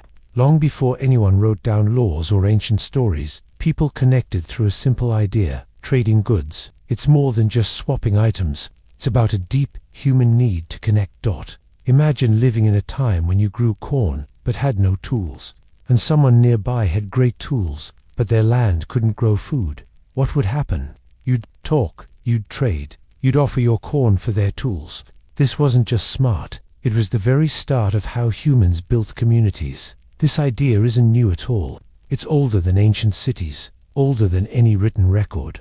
Early humans, in small groups, had different strengths. One might be good at hunting, another at making pottery. When they met, they exchanged this simple act of giving to get built trust. It opened new worlds, letting different peoples learn from each other. Think about it like this. When you're on a team, maybe for a school project, everyone brings unique skills. One person is good at research, another at drawing, someone else at speaking. You all bring your goods, your talents to the table. By trading your strengths, your research for their design, you create something much better than any of you could alone. It's the same feeling of needing each other that fueled ancient trade. So, trading goods was never just about things. It was about seeing value in others. It was about realizing our lives are richer, safer, and more interesting when we depend on each other. It's an ancient, human whisper. We are not alone. We need each other to thrive. This quiet urge to connect, through trade and kindness, has always shaped our world. Wars and treaties, how peace began. Have you ever wondered why people started fighting? And even more, how they ever learned to stop? It's a question as old as the first campfire. For countless ages, before books or written history, humans faced each other, not just with curiosity, but sometimes with fear and anger. When disagreements turned into shouts, and shouts into conflict, life became hard, uncertain. Fields went unplanted, homes unbuilt, because everyone was always watching their backs. It was exhausting, but even in those ancient times, people understood a deep truth. Constant war could destroy everything. It could take away not just lives, but hope itself. So, born from this weariness, came the first whispers of peace. It wasn't always a happy, gentle thing. Often, it was a hard-won truce, a tired agreement that enough was enough. This is where the idea of a treaty began. Not a fancy document at first, but a shared nod, a promise, a boundary drawn in the sand. It was a recognition that even enemies shared a sky, and perhaps need for quiet. Think about it like this. Imagine you and a friend are playing a game, and you keep arguing over the rules. You both get frustrated, and the game isn't fun anymore. So, you stop, take a breath, and talk. You agree on a set of clear rules before you start again. Maybe you even shake on it. That agreement, that shared understanding to make things better, is a small, everyday treaty. It's about finding a way to live together, to share space and resources without constant battle. Long before any sacred texts were written, our ancestors learned that true strength wasn't just in winning a fight, but in finding a way to avoid it, or to end it. They saw that building bridges, even small ones, allowed life to truly begin. Peace isn't something that just happens. It's something we choose, something we actively create, one careful agreement at a time. It's a quiet hope that has always lived within us. The oldest laws for all. Have you ever thought about how some rules just exist? Not rules written in books, or by teachers, or even by countries, but deeper rules, ones that feel right, no matter where you are or what time it is. Here's the thing. People have been thinking about what's fair and good for thousands and thousands of years, long before any big religions or governments started. Think about it like this. If you push someone, they might get hurt, and you probably feel a little bad about it. That feeling, that idea that hurting others isn't right, that's not something someone had to write down for you to know it. It's almost like a quiet understanding that lives inside us, and it has lived inside humans forever. Imagine gravity. No one had to invent gravity, it just is. You drop a ball, and it falls. It always has, and it always will. Our deepest sense of right and wrong, things like fairness, kindness, or not stealing from someone, these are a bit like that. They're universal. They existed in the minds of people who lived thousands of years ago. People who built the very first villages and shared their stories around a fire.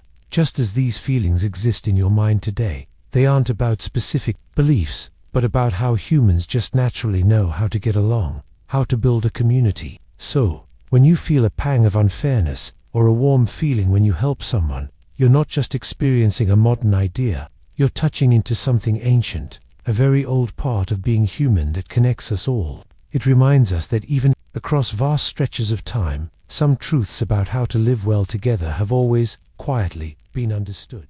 Why we care for the sick. Have you ever wondered why we feel a soft, deep pull inside us when someone is hurting or unwell? It's more than just being polite or following a rule.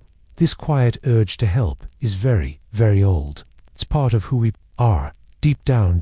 Think back to the time long before big cities, or even before people started writing things down.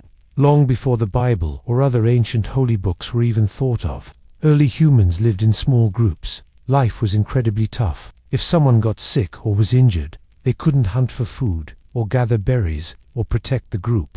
Their weakness affected everyone. So, what happened? The group helped. They shared what little food they had. They kept the sick person warm and safe. This wasn't just about being kind. It was about survival for all. A group that took care of its hurting members was stronger. It had a better chance to make it through the harsh world. This wasn't a law carved into stone. It was a truth felt in the bones of every living person. Here's what I mean. Think about your body. If you get a cut on your finger, your whole body doesn't just ignore it, right? Instead, your blood rushes there, your immune system jumps in, and cells start working hard to heal that spot. One part of you is hurt, and the entire system responds to help it get better. We are like that as humans. When someone else suffers, a part of our shared humanity feels that pain, and a deep instinct wants to help make it right. This old whisper, to care for the sick, isn't something new we learned yesterday. It's been passed down for ages, for thousands of years. It tells us our lives are all connected, like threads woven into a beautiful tapestry. So, when we reach out a hand to someone who is ill, we are not just being kind. We are honoring a bond, a connection, that has been around since humans first walked the earth. It is a quiet, powerful truth that reminds us we are all in this journey together, and we help each other through it. The art of cave walls. Have you ever looked at something really, really old and felt a pull? A strange connection to the person who made it? What were they thinking as they worked? What did they want to tell us across all that time? When we talk about ideas that predate the Bible, our minds might go straight to ancient scrolls or spoken stories passed down through generations. But long, long before any written language, humans found another incredibly powerful way to share their world, their beliefs, and their very souls, through art etched and painted on cave walls. Imagine stepping into a dark, quiet cave thousands upon thousands of years ago. As your eyes adjust, you wouldn't just see blank, rough stone. Instead, you'd discover vivid, moving paintings of giant bison, graceful deer, and the clear outlines of human hands. These weren't just pretty pictures. For early humans, these were deep, vital messages. They might have been maps of successful hunting grounds, prayers for a bountiful future, or perhaps even stories of great adventures and heroic deeds.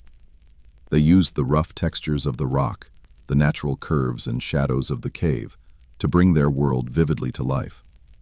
It was their way of holding on to moments, of connecting with something bigger than themselves, of marking their own existence in a vast, wild world. Think about how you might sometimes doodle in the margins of your notebook during a long class. You might not even fully realize why you're doing it. Maybe it's a way to process a difficult thought, to remember an important idea, or just to express a feeling that doesn't quite have words yet. Or perhaps you write a short poem or song lyrics in a private journal that only you will ever see. That deep human urge to create, to leave a mark, to express your inner world, is something people have felt forever. It's a core part of who we are. Those ancient cave artists felt that exact same deep need. They weren't writing words in the way we do now, but they were writing their deepest fears, their greatest hopes, and their very souls onto the stone. And so, these silent images, etched and painted in the deep quiet of the earth, remind us of a powerful truth. They show that the human spirit has always sought to understand, to record, and to connect with something beyond themselves. Their art speaks across thousands of years, whispering a simple, profound message, that we are all part of a very old, very beautiful story, still unfolding.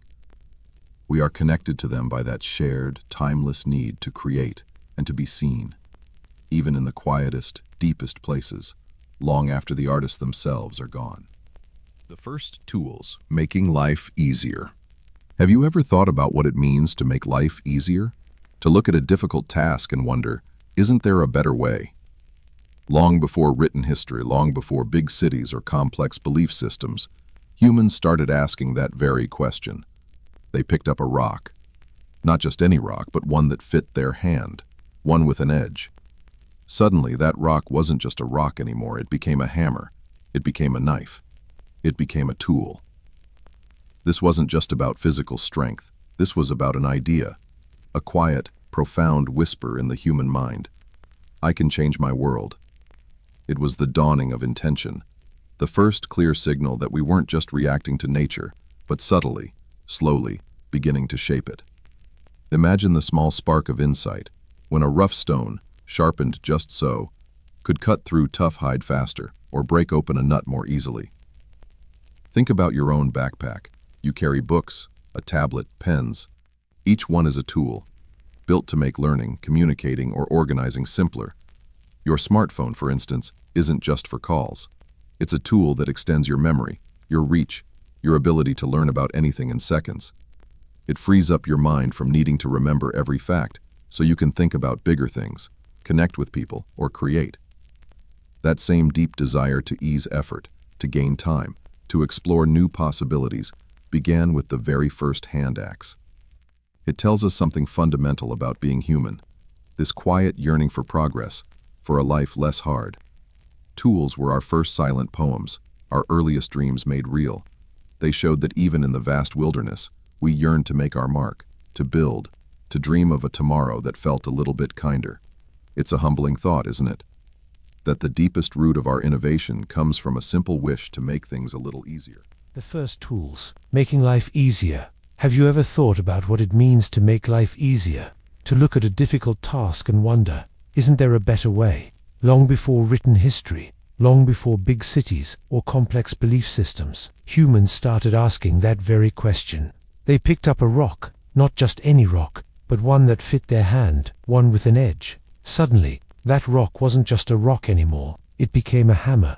It became a knife. It became a tool. This wasn't just about physical strength. This was about an idea, a quiet, profound whisper in the human mind. I can change my world. It was the dawning of intention, the first clear signal that we weren't just reacting to nature, but subtly, slowly, beginning to shape it. Imagine a small spark of insight when a rough stone, sharpened just so, could cut through tough hide faster or break open a nut more easily. Think about your own backpack.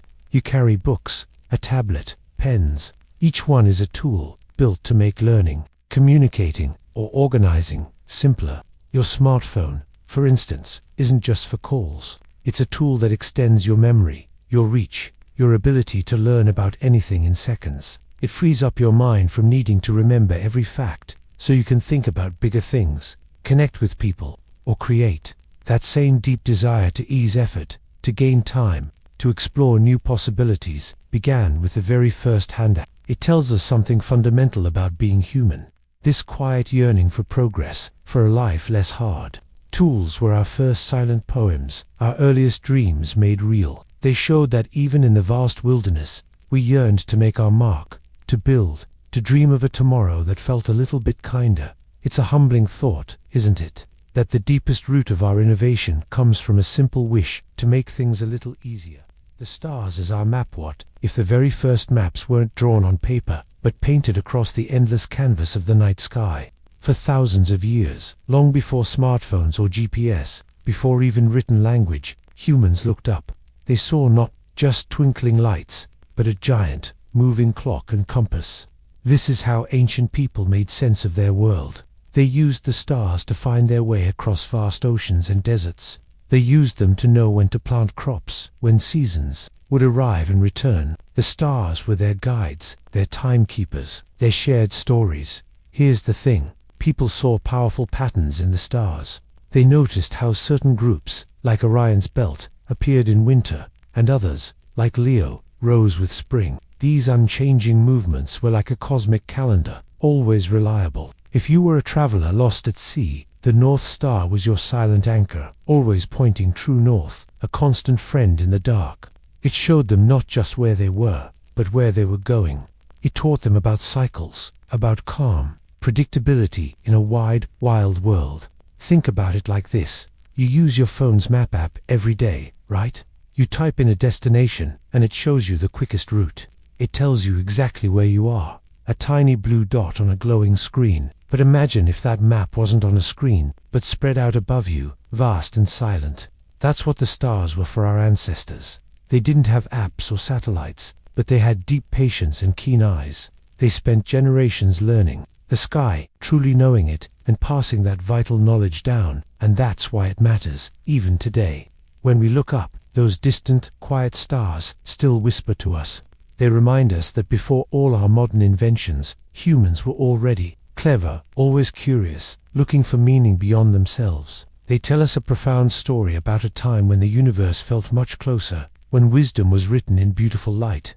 Looking up still connects us to that ancient, shared human experience, a quiet reminder of the deep wonder that has always been above us, patiently waiting. Listening to the earth, ancient wisdom. How did people long ago, before books or even writing, know so much about the world? How did they know when to plant, or what the weather would do? It wasn't magic. It was a deeper, quiet knowing. It came from listening. They listened to the earth itself. Imagine living your whole life outside, under the open sky. Every sunrise, every leaf, every ripple held a lesson. People watched the birds, felt the wind, studied the stars, and smelled the rain coming. They saw the cycles of life and death everywhere. This wasn't just about survival. It was about understanding their place. They saw how everything was connected. The sun fed the plants fed the animals, all part of one flow. This wisdom wasn't in books. It was part of their daily lives, passed down through stories and quiet watching. It was about respecting the earth as their oldest teacher. Think about how you sometimes just know something without being told. Maybe you can tell when a friend is upset by how they walk, or the quiet way they breathe. You're not using words, you're observing. Or maybe you've spent time in a garden, and you start to feel when a plant needs water, even before it wilts. That's a tiny echo of this ancient wisdom. It's about paying close attention, noticing small details, and letting your senses guide you. It's like your mind and heart hear the world's quiet language together. This isn't just a science experiment. It's a way of being. People found meaning and guidance in the natural world. Long before formal religions or big ideas, they saw that life has its own rhythm and rules. And here's the thing, that quiet voice, that connection to the earth, it's still inside us. If we take a moment to pause, to look, to really listen to the world around us, we can still feel that ancient wisdom stirring. It reminds us we are part of something vast and beautiful. And the oldest lessons are often the simplest, waiting right outside our door. The heart's journey. Love, in old tales. Does love ever truly change? Think about that feeling in your stomach when you like someone, or the way you feel safe with your family. We often see love as a modern thing, something that pops up in movies or songs today. But here's the thing, people have felt these same deep connections for thousands and thousands of years. Long before the stories in the Bible were written down, humans were already telling tales about the powerful force of love. Imagine living in a world without electricity, without cars, just open sky and endless land. Even then, in those very old times, people felt intense love. They wrote poems about it on clay tablets, carved it into stone, and passed stories down by word of mouth. It wasn't just romantic love, though that was certainly there. It was the fierce love of a parent for a child, the loyalty between two friends who would risk everything for each other, or the deep connection a person felt to their homeland. These old stories show us that love isn't just an emotion. It's like a fundamental part of being human, a basic need, like needing food or water. Think about a compass. No matter where you are on Earth, the needle always points north. It's a constant, a basic law of physics. Love, in a way, is like that compass needle for our hearts. No matter the culture, no matter the time period, people are drawn to connect, to care deeply for others. This can help you understand why these feelings are so strong. It's a universal human experience. So, when you read about ancient heroes or queens, and you see their hearts breaking or soaring, know that you're connecting with something truly timeless. It's a reminder that we're all part of the same long, unbroken journey of the human heart, held together by these very old, very real feelings. The silence of the dead, burial sites. Have you ever wondered what people did with their loved ones? Way back, long before any written stories or holy books existed.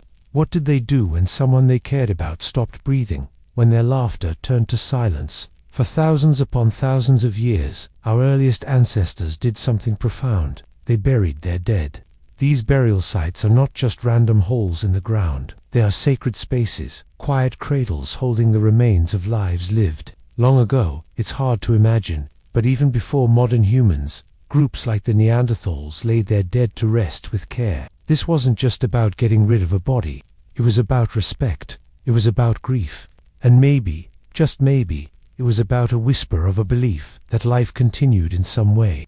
These ancient graves, found all over the world, tell us that feelings like love and loss, and the way we mourn, are as old as humanity itself. Think about how you might treat a beloved toy, or a special photo that's old and worn, perhaps even broken. You don't just toss it in the trash. You might keep it somewhere safe, or look at it with a quiet fondness. Why? Because it holds memories, feelings, a piece of something important. That deep down feeling, that need to cherish and remember, is similar to what drove early humans to carefully place their dead in the earth, sometimes with flowers, tools, or even jewelry. They were preserving a connection, a memory, in a world where everything else was constantly changing. The silence of these ancient burial sites speaks to us across time. It tells us that our ancestors grappled with the biggest mystery of all, death. They faced it with tenderness, with a hope that reached beyond their understanding, long before any words for heaven or afterlife were ever spoken. It reminds us that looking for meaning and caring for each other, even in sadness, is woven right into the fabric of who we are. Asking questions, the first philosophers imagined standing under a sky so vast, so dark, you could almost touch the stars. What would you feel? A sense of awe, maybe a little fear. Long, long ago, people began to feel this same wonder. They weren't just observing the world around them. They were asking deep questions about it. This urge, this quiet, deep need to understand things, is where philosophy truly begins. Before thick books or grand temples, before what we might call modern religions, there were minds reaching for answers. These were the very first philosophers. They weren't in lecture halls, but around campfires, beside ancient rivers, under the same ancient sky. They looked at the sun rising, the moon changing shape, the turning of the seasons, and they dared to ask, why? Why does the river flow? What makes the wind blow? What is this life all for? Think about when you're learning something new in science class, like how gravity pulls things down. At first, you just accept it, but then you might find yourself asking, why does it pull? What is gravity, really? Or maybe you wonder why people feel different emotions, or why one person acts kindly and another doesn't. That moment of going beyond just what is happening, to truly wondering why, that's a philosophical spark. It's a human thing to do. These early thinkers weren't always looking for easy answers. Often they were just brave enough to admit they didn't know everything. They simply opened their minds to the possibility of understanding more. Their questions, simple yet profound, echo across thousands of years, touching our own minds today. And that's why it matters. This human journey of asking, of wondering, of searching for meaning, never truly ends. It's a quiet, powerful whisper inside us all, connecting us to those who wandered long before us. The rhythm of seasons, life's cycles. Have you ever noticed how everything seems to have a pattern? The sun rises and sets, the moon waxes and wanes, and the seasons turn, one after another. Long before anyone wrote down history, people watched these endless cycles. They didn't have science books or complex theories, but they felt the world around them. And here's the thing, they learned so much just by watching. Winter's cold, then spring's fresh green, summer's warmth, then autumn's falling leaves, birth, growth, decay, and then, always, the promise of new life. This wasn't just about farming. It was a deep, quiet understanding of how life works. They saw that everything changes, that patterns repeat. Endings, yes, but those always make way for new beginnings. This idea that life moves in circles, not just straight lines, became a core part of their world. Think about your own life, maybe a school year. It starts with new classes, new friends, a fresh feeling. Then comes the busy middle, with projects and tests. Sometimes it feels hard or tiring. But then, the year ends, and even though it's over, a new one is always coming. It's like a big breath out, then a big breath in. Just like the earth goes through its seasons, we go through our own cycles of effort, rest, and growth. So, what does this ancient idea mean for us today? It reminds us to be patient. It teaches us that hard times won't last forever, and good times will come again. It shows us that every ending is just a quiet doorway to something new blooming.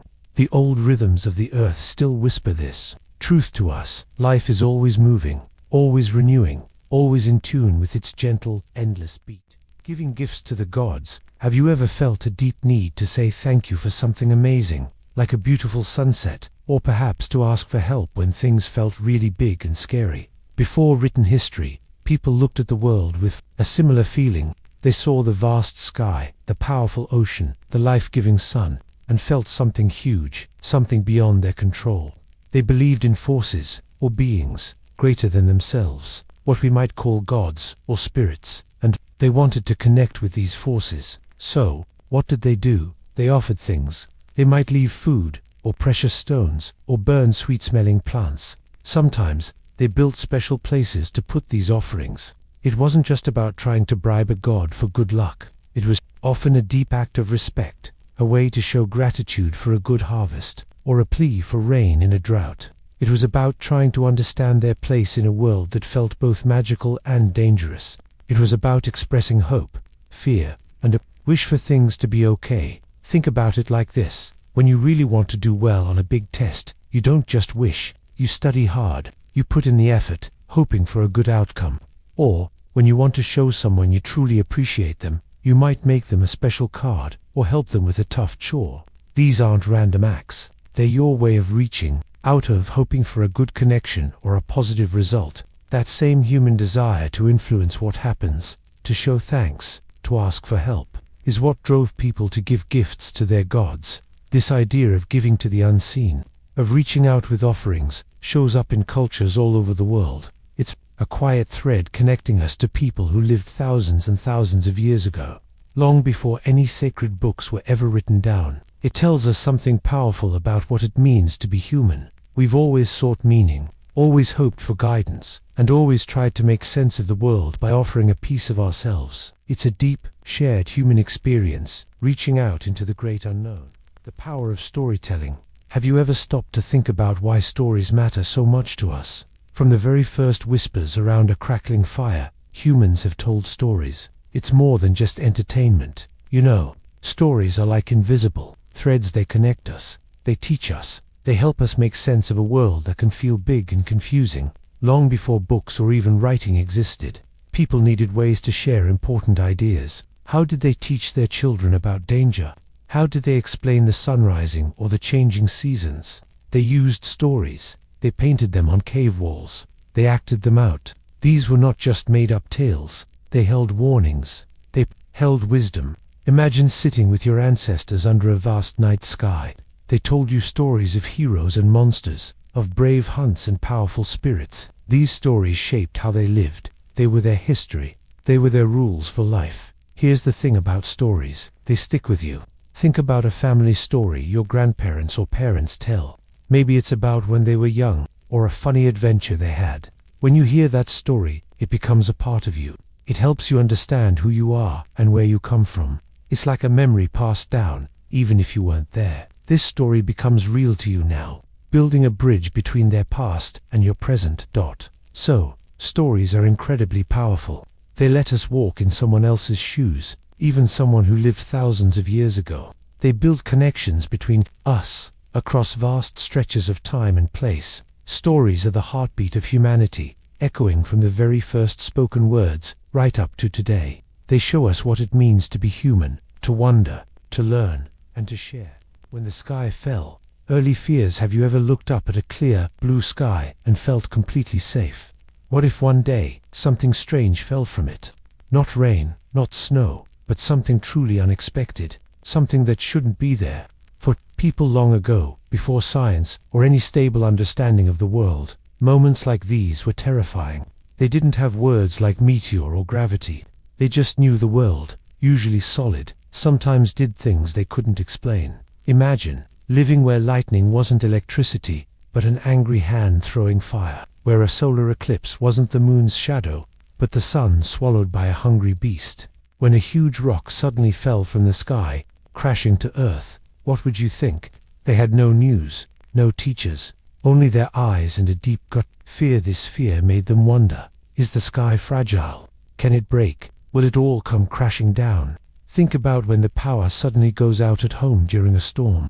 Even if you know why, your stomach might clench. There's a tiny spark of ancient fear, a sense of losing control.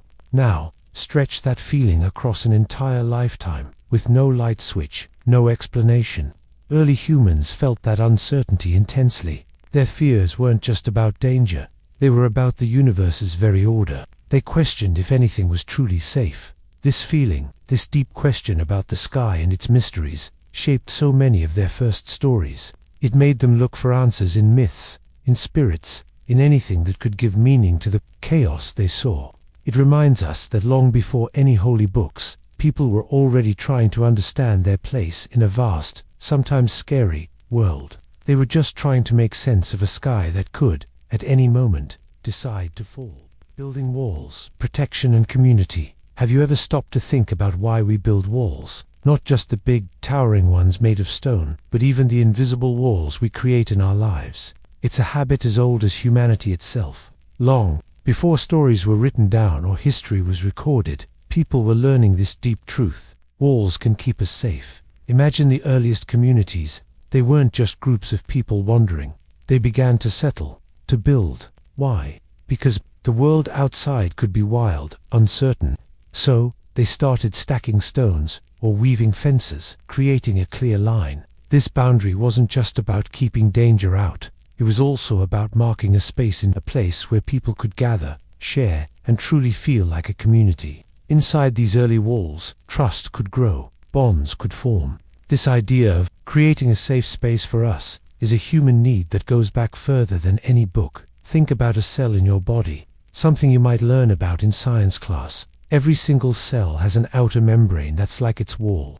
This membrane protects the cell's delicate inside from the outside world. But it also controls what comes in and out, helping the cell work together with other cells to build a whole, healthy body. It defines what belongs and what doesn't, making sure the tiny community inside stays stable and can function. So, walls aren't just about stone or wood. They are deep ideas. They are about defining where safety lives. They are about creating a sense of belonging, a place where people can truly connect. And here's the thing, while walls protect, they also shape what kind of community we become on the inside. They help us remember that sometimes, to build something strong and meaningful together, we first need to build a clear space just for us. Learning from mistakes, old stories. Why do we keep telling tales of falling, of things breaking apart, of choices that went wrong? It's a deep human habit, one that started long, long ago. Think about it. Before history was written in books, it was sung in songs, spoken by firelight, shared in quiet whispers across generations. The very first people, just like us, made mistakes. Big ones, small ones, the kind that echoed and they learned. These ancient stories weren't always about heroes winning or magic spells. Sometimes, they were raw, honest accounts of human error, of pride leading to a fall, of anger causing chaos, or of people simply not understanding the world around them. They told of communities facing harsh winters because they didn't store enough food, or of great floods that taught humility to those who thought they could control nature. These weren't just warnings, they were blueprints for survival, drawn from painful experience. They show us that the idea of learning from our missteps isn't new. It's woven into the fabric of human existence. Imagine you're trying to learn a new trick on a skateboard. You fall, you scrape your knee. It hurts. But that fall teaches you where your balance is off, or maybe that you need to shift your weight differently next time. You don't just forget the fall, you use it to get better. Old stories work like that. They're records of humanity's scraped knees and bruised egos, showing how people picked themselves up, understood what went wrong, and found a better way forward. So, when we hear these old echoes, we're not just listening to ancient history, we're connecting with a fundamental truth, that the path to wisdom is often paved with imperfections. It's a quiet reminder that it's okay to stumble, because every stumble holds a lesson, a chance to grow. And that shared journey, across all time, is what truly links us. The circle of life, ancient beliefs. Have you ever just stopped to really look at the world around you? Noticed how things seem to follow a rhythm, a kind of loop? The sun rises and sets each day. The moon changes shape through the month. and the seasons keep turning: spring, summer, fall, winter, then back to spring again. It's like everything is part of an endless dance. Long before written history, people saw the world as a grand circle of life. This was more than just birth and death. It was about everything changing, breaking down, then being reborn or renewed. Imagine a seed falling from a tree, seeming to die in the ground, but then a new sapling sprouts. Or a forest fire, looking like total destruction, often makes way for stronger new growth. Ancient people, like those in Egypt, saw their Nile River flood and recede yearly. This cycle showed them endings weren't final. Death wasn't just the end, but part of a larger, ongoing process. They believed life, death, and rebirth were connected. This idea helped them understand loss and change, giving hope that even an ending held the promise of a new beginning. It offered a calm way to make sense of the world's constant motion. Here's the thing: you see this cycle in your own life. Think about learning something new. You might struggle, but then something clicks. You grow and get better. Or a friendship. It might change, go through ups and downs, but the connection can deepen. It's all constant evolution. So, this ancient idea, the circle of life, teaches us something powerful. It teaches us that change isn't something to be afraid of. It's natural. Every ending holds a new beginning. We are all part of this vast, interconnected circle, forever moving, forever transforming. And that can bring a quiet, hopeful kind of peace. Finding your way, navigating early paths. Have you ever felt a little lost, wondering which way to go? Not just in a new place, but maybe in your own thoughts, unsure of what feels right. Long, long ago, before big cities and written laws, people faced these same big questions. How do we live? What's important? Where do we belong? They didn't have GPS or giant rulebooks. So, how did they figure things out? They watched the sun rise and set. They observed animals, like how they cared for their young. They saw rivers flow and trees grow tall, teaching lessons of change and strength. They learned from the world around them, from each other, from elders, and from their own deep feelings. These early ways weren't written down in thick books. They were whispered stories, shared experiences, and deep understandings. Ideas about how to be kind, how to be brave, how to respect the earth, and how to understand life and death. Here's the thing. It's a bit like how a tiny seed knows to push through soil and grow towards the sun. It has an ancient built-in wisdom, a silent guide. It doesn't need instructions, it just knows. Early humans had something similar. They didn't need someone to write down "be honest." They just knew, from inside themselves and from living together, that honesty was how a group survived. It was about feeling your way, guided by something deeper than words. These ancient ways of finding meaning weren't just for people who lived thousands of years ago. They echo inside us even today. That quiet voice that tells you to be fair, or to help someone, or to look up at the stars and wonder. We all carry a little bit of that ancient compass inside, always helping us find our way. Even in the busy world we live in now, it's always there, guiding us home. The mystery of numbers. What if numbers are more than just ways to count? What if they hold ancient whispers, echoing from times before history was even written down? We use them every day to tell time, to measure, to score a game. But long, long ago, people saw something else in numbers. They felt a deeper magic, a secret language woven into the very fabric of everything. Numbers weren't just symbols. They were keys to understanding the universe. Imagine people thousands of years ago, before written alphabets, looking at the night sky. They noticed patterns, the moons, cycles, the changing seasons, and in these patterns, they found numbers. Not just one sun, or two hands, but numbers like 3, standing for beginnings, middles, and ends, or 7, appearing in the phases of the moon and in stories about creation. Thinkers like Pythagoras, centuries before the Bible was compiled, believed numbers were the pure essence of reality.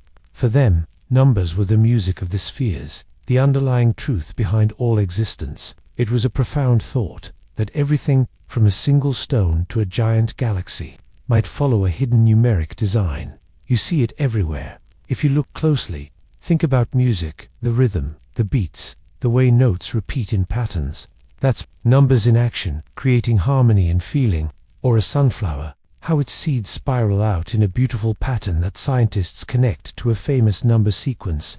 Even in your own life, maybe you have a routine, a specific number of steps you take to school, or a number of times you do something. These patterns, these numerical structures, give shape to our world. So, numbers aren't just about math problems on a blackboard.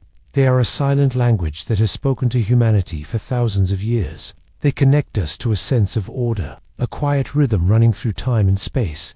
They hint at a deep, beautiful pattern that existed long before any book was written, a wonder that still whispers its ancient story today, inviting us to look a little closer and feel a little more connected to the mystery of it all. Early doctors, healing hands. Have you ever wondered what people did when someone got sick, long, long ago? Before hospitals, before medicines we know today. Imagine a time when a fever burned or a wound throbbed with no doctor to call. Yet, even in the deepest past, humans didn't just stand by. There was always a hand reaching out, a voice whispering comfort, a search for a way to ease pain. This instinct, this deep need to mend what was broken, wasn't invented with the first book or city. It was born much earlier, alongside our very first breath. Think about it. From the earliest campfire, someone was watching. They saw which plants made you feel better, or which roots calmed a cough.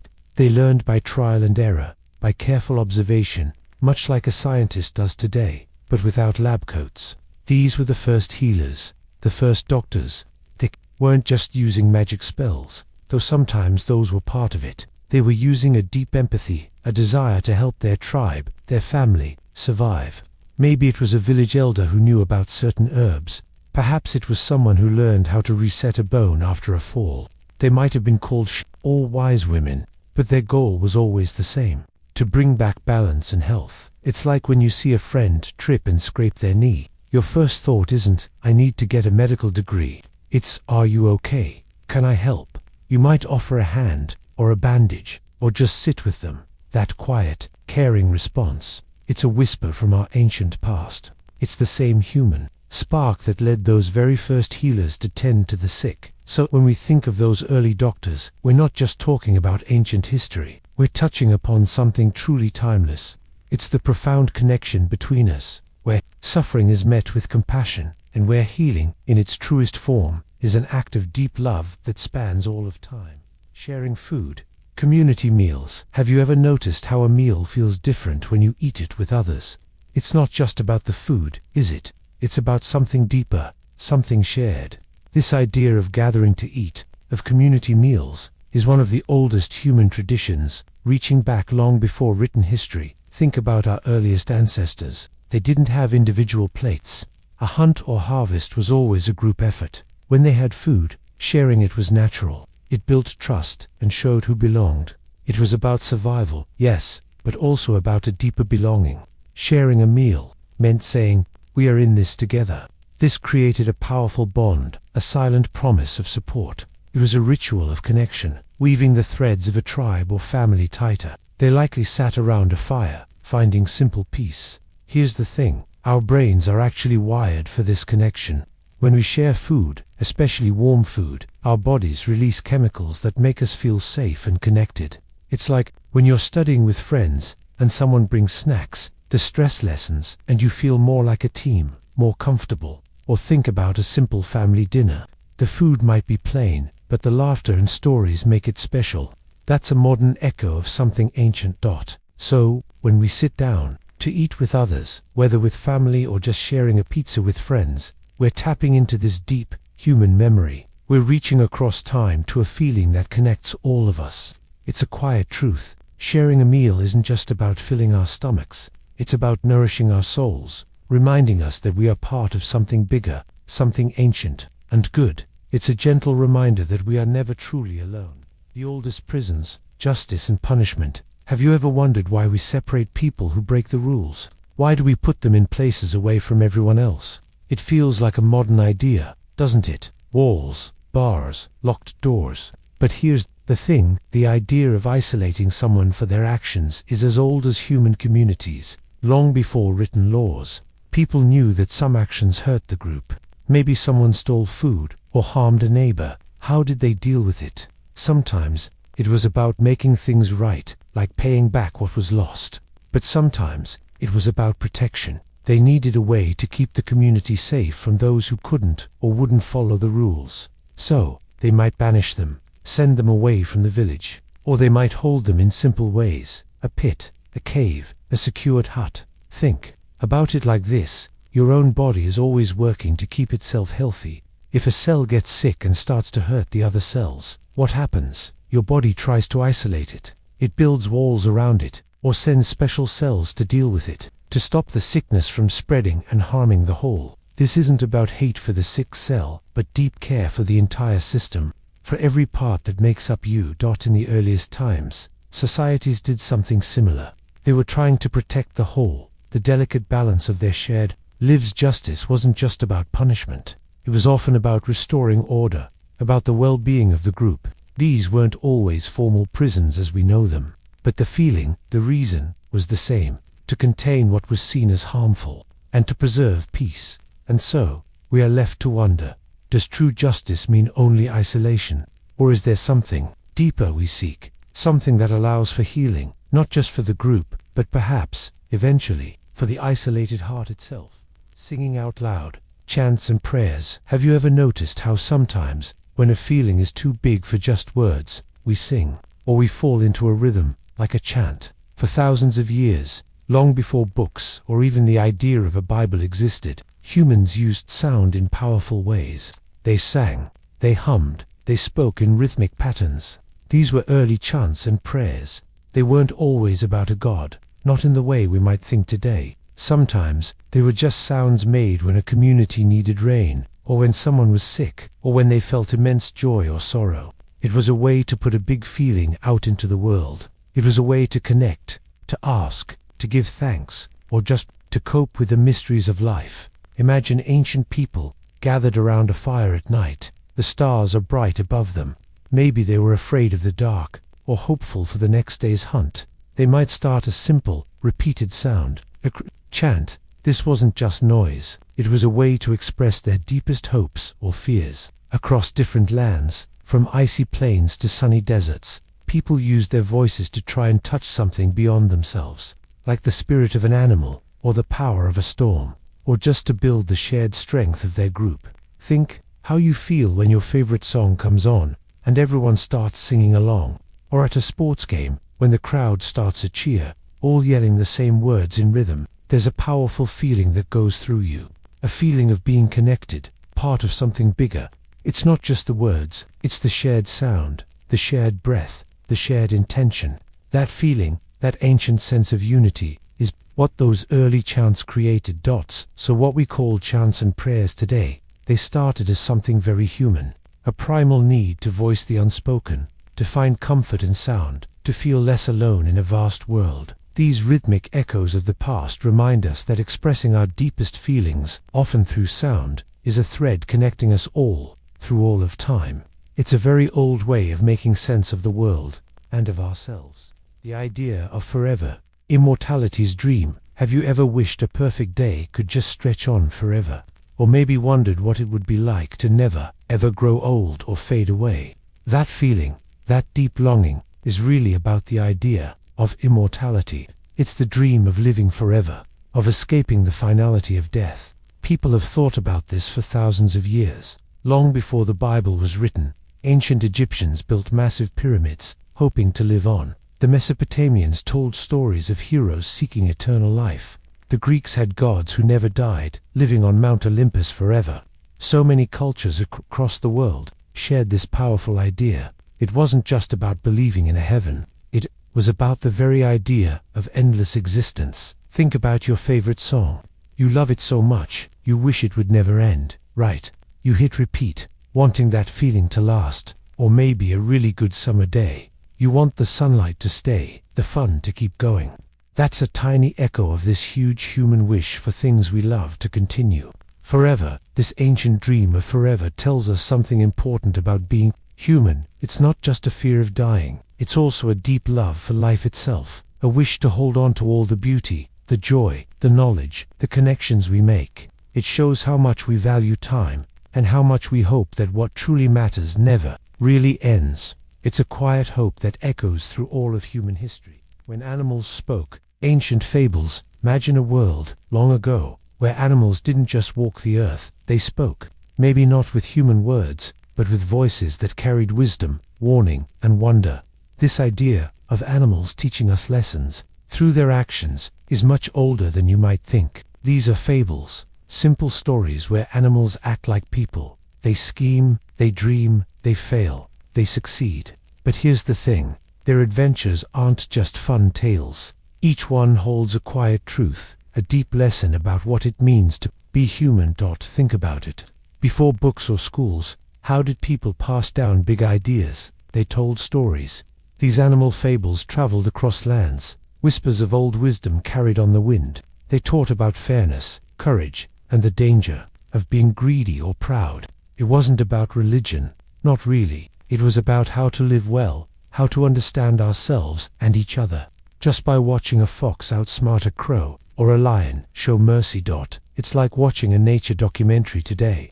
You see a meerkat family working together, or a strong eagle protecting its young, and without a single word, you get a feeling about cooperation, bravery, or a parent's fierce love. These fables do the same, but with voices and choices. They show us parts of ourselves, our strengths, our flaws reflected in the fur and feathers of other creatures. It's a gentle mirror, held up by time. So even today, when we read these ancient animal tales, we're not just reading old stories, we're connecting to wisdom that echoes across thousands of years.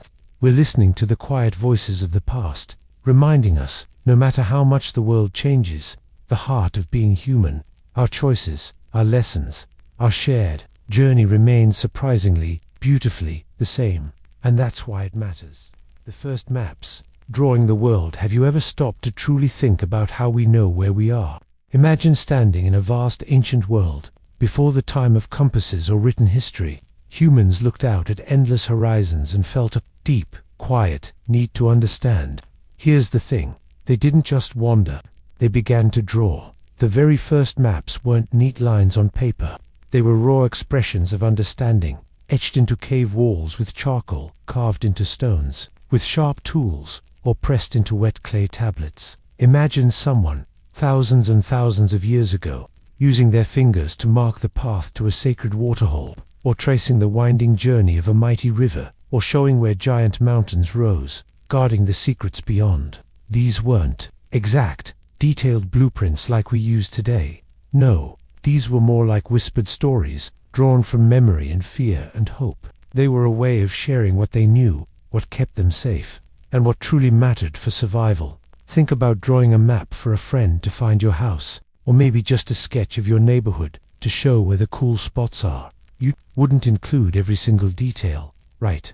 Instead, you'd point out the main park, the corner store, the fastest way to the basketball courts. You'd include the landmarks that are important to you and the person you're guiding. That's a lot like those first, simple maps. They showed what was vital, the source of water, the best place to find food, the dangers lurking, the comforting path back home. And here's why it all matters. The act of drawing a map is a profoundly human act, stretching back further than any book. It's about trying to make sense of the unknown, to give shape to chaos.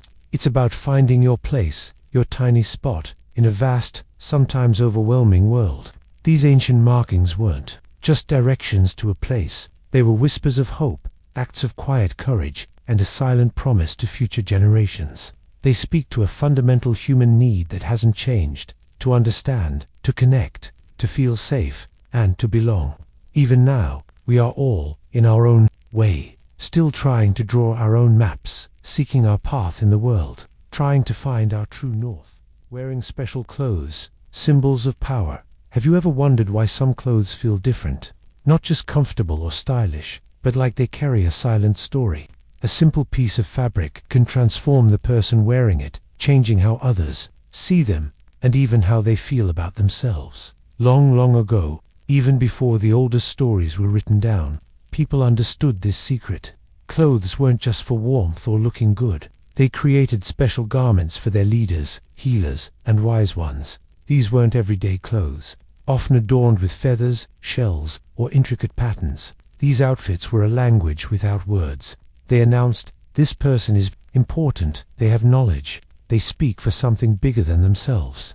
It was a way to show power, wisdom, or a special connection to the world, or to unseen forces. Imagine a tribal elder in ancient times, wearing a cloak of rare animal skins, or a shaman adorned with sacred symbols. Everyone in the community would instantly understand their role, their authority, their deep understanding.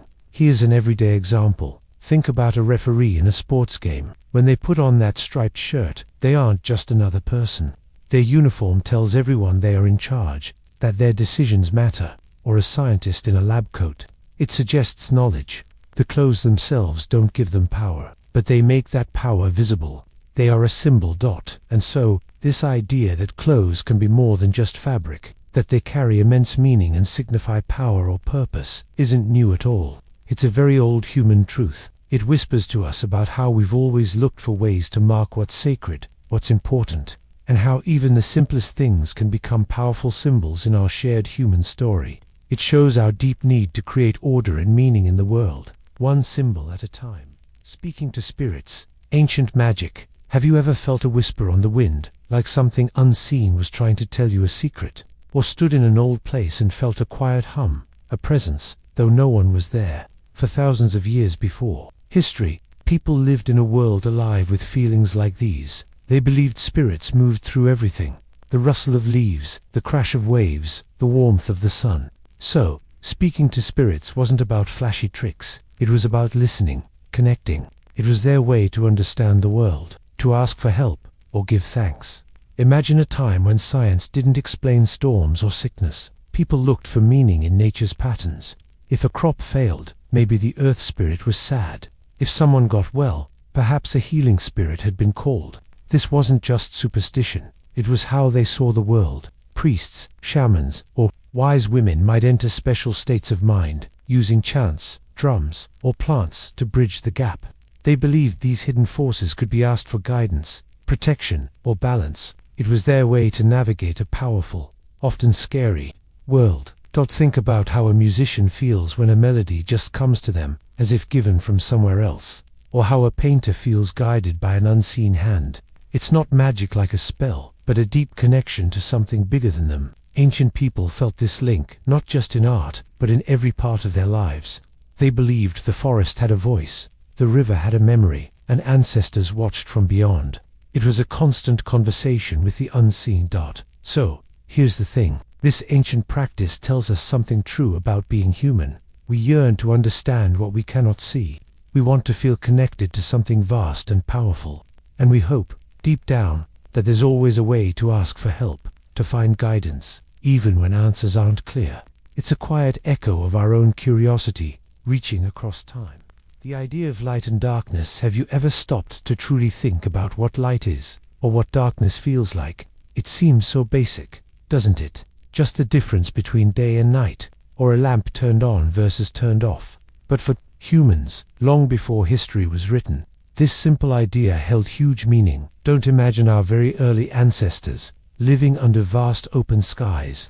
Each morning, the sun would rise, chasing away the fears of the night. That light meant warmth, the chance to hunt, to gather, to see who and what was around them. It was about safety, about knowing. It felt like hope. Then, as the sun dipped away, darkness would fall. Suddenly, the world became unknown. Sounds seemed louder, shapes became shadows. It was a time of rest, yes, but also a time of hidden dangers, of mystery. People didn't just see this happen. They felt it deep inside. They felt the comfort of light and the deep wonder, and sometimes fear of the dark. This isn't just science. It's a feeling, an ancient understanding. Think about how you feel when you wake up on a sunny morning, full of energy and ready for the day. That's a feeling of light, of possibility. Now, think about a quiet, dark night when you're bundled in bed, maybe thinking deep thoughts or just drifting to sleep. That's a feeling of darkness, of calm, of letting go. Across cultures, even before the oldest stories in the world were told, humans used light to mean good, knowledge, and life. And darkness often stood for the unknown, for secrets, or for the quiet space where new things might begin. It's a part of our shared human experience, a rhythm we all feel. So, the next time you see the sunset, remember that this simple dance between light and dark has shaped human thought and feeling for thousands of years. long before any holy book came to be. It's a reminder that some ideas are as old as the world itself, woven into the very fabric of who we are. The soul's weight, early judgment. Imagine, for a moment, your choices in life carried an invisible weight. What if everything you did, good or bad, somehow added up? This idea that our soul faces a kind of judgment after death is ancient. It's older than many well-known scriptures. Long before the Bible, people in ancient Egypt believed something powerful happened when a life ended.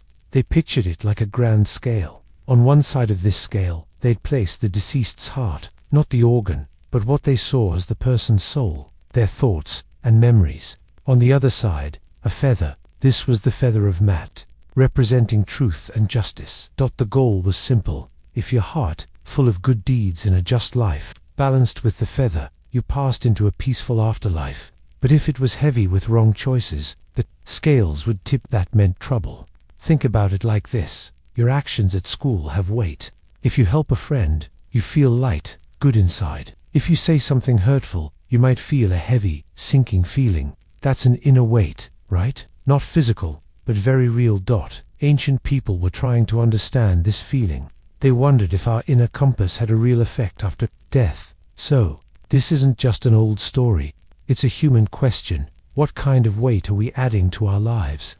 Our choices, big or small, don't just disappear. They shape who we are, building our spirit. It makes you think about how you want your own feather to balance, doesn't it? The power of tears, expressing sorrow. Have you ever stopped to wonder why we cry? Not just from pain, but when our hearts feel heavy with sorrow. Tears seem like such a simple thing, just water. Yet they hold a power far deeper than we often realize. Long before sacred texts or great religions, humans knew the language of tears. It's an ancient way our bodies and souls speak when words aren't enough. Imagine people thousands of years ago, grieving a loss around a fire. They didn't have therapists, but they had tears. And tears weren't seen as weakness. Instead, they were a natural, honest release. Many ancient cultures saw sorrow as a powerful force, and tears as a river carrying it away. It was a silent prayer, a deep sigh from the soul, acknowledging hurt without needing explanation. This natural expression was part of life, a way to process those overwhelming feelings. Think about it like this. Your body is smart. When sadness builds up, it's like pressure. Just like a cloud gets heavy before rain falls, your body can build emotional pressure. Crying can be like that rain, a natural release. It helps wash away emotional weight, clearing space to feel lighter, even if sadness lingers. Science even says emotional tears contain stress hormones.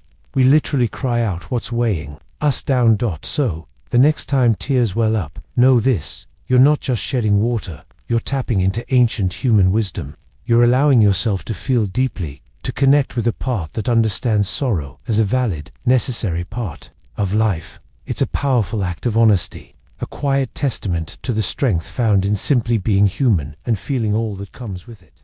The first schools of thought. Have you ever paused, just for a moment, and really thought about why we think the way we do? Like, why some ideas just feel right to us, while others don't? Long ago, even before the Bible was written, people were asking these same big questions.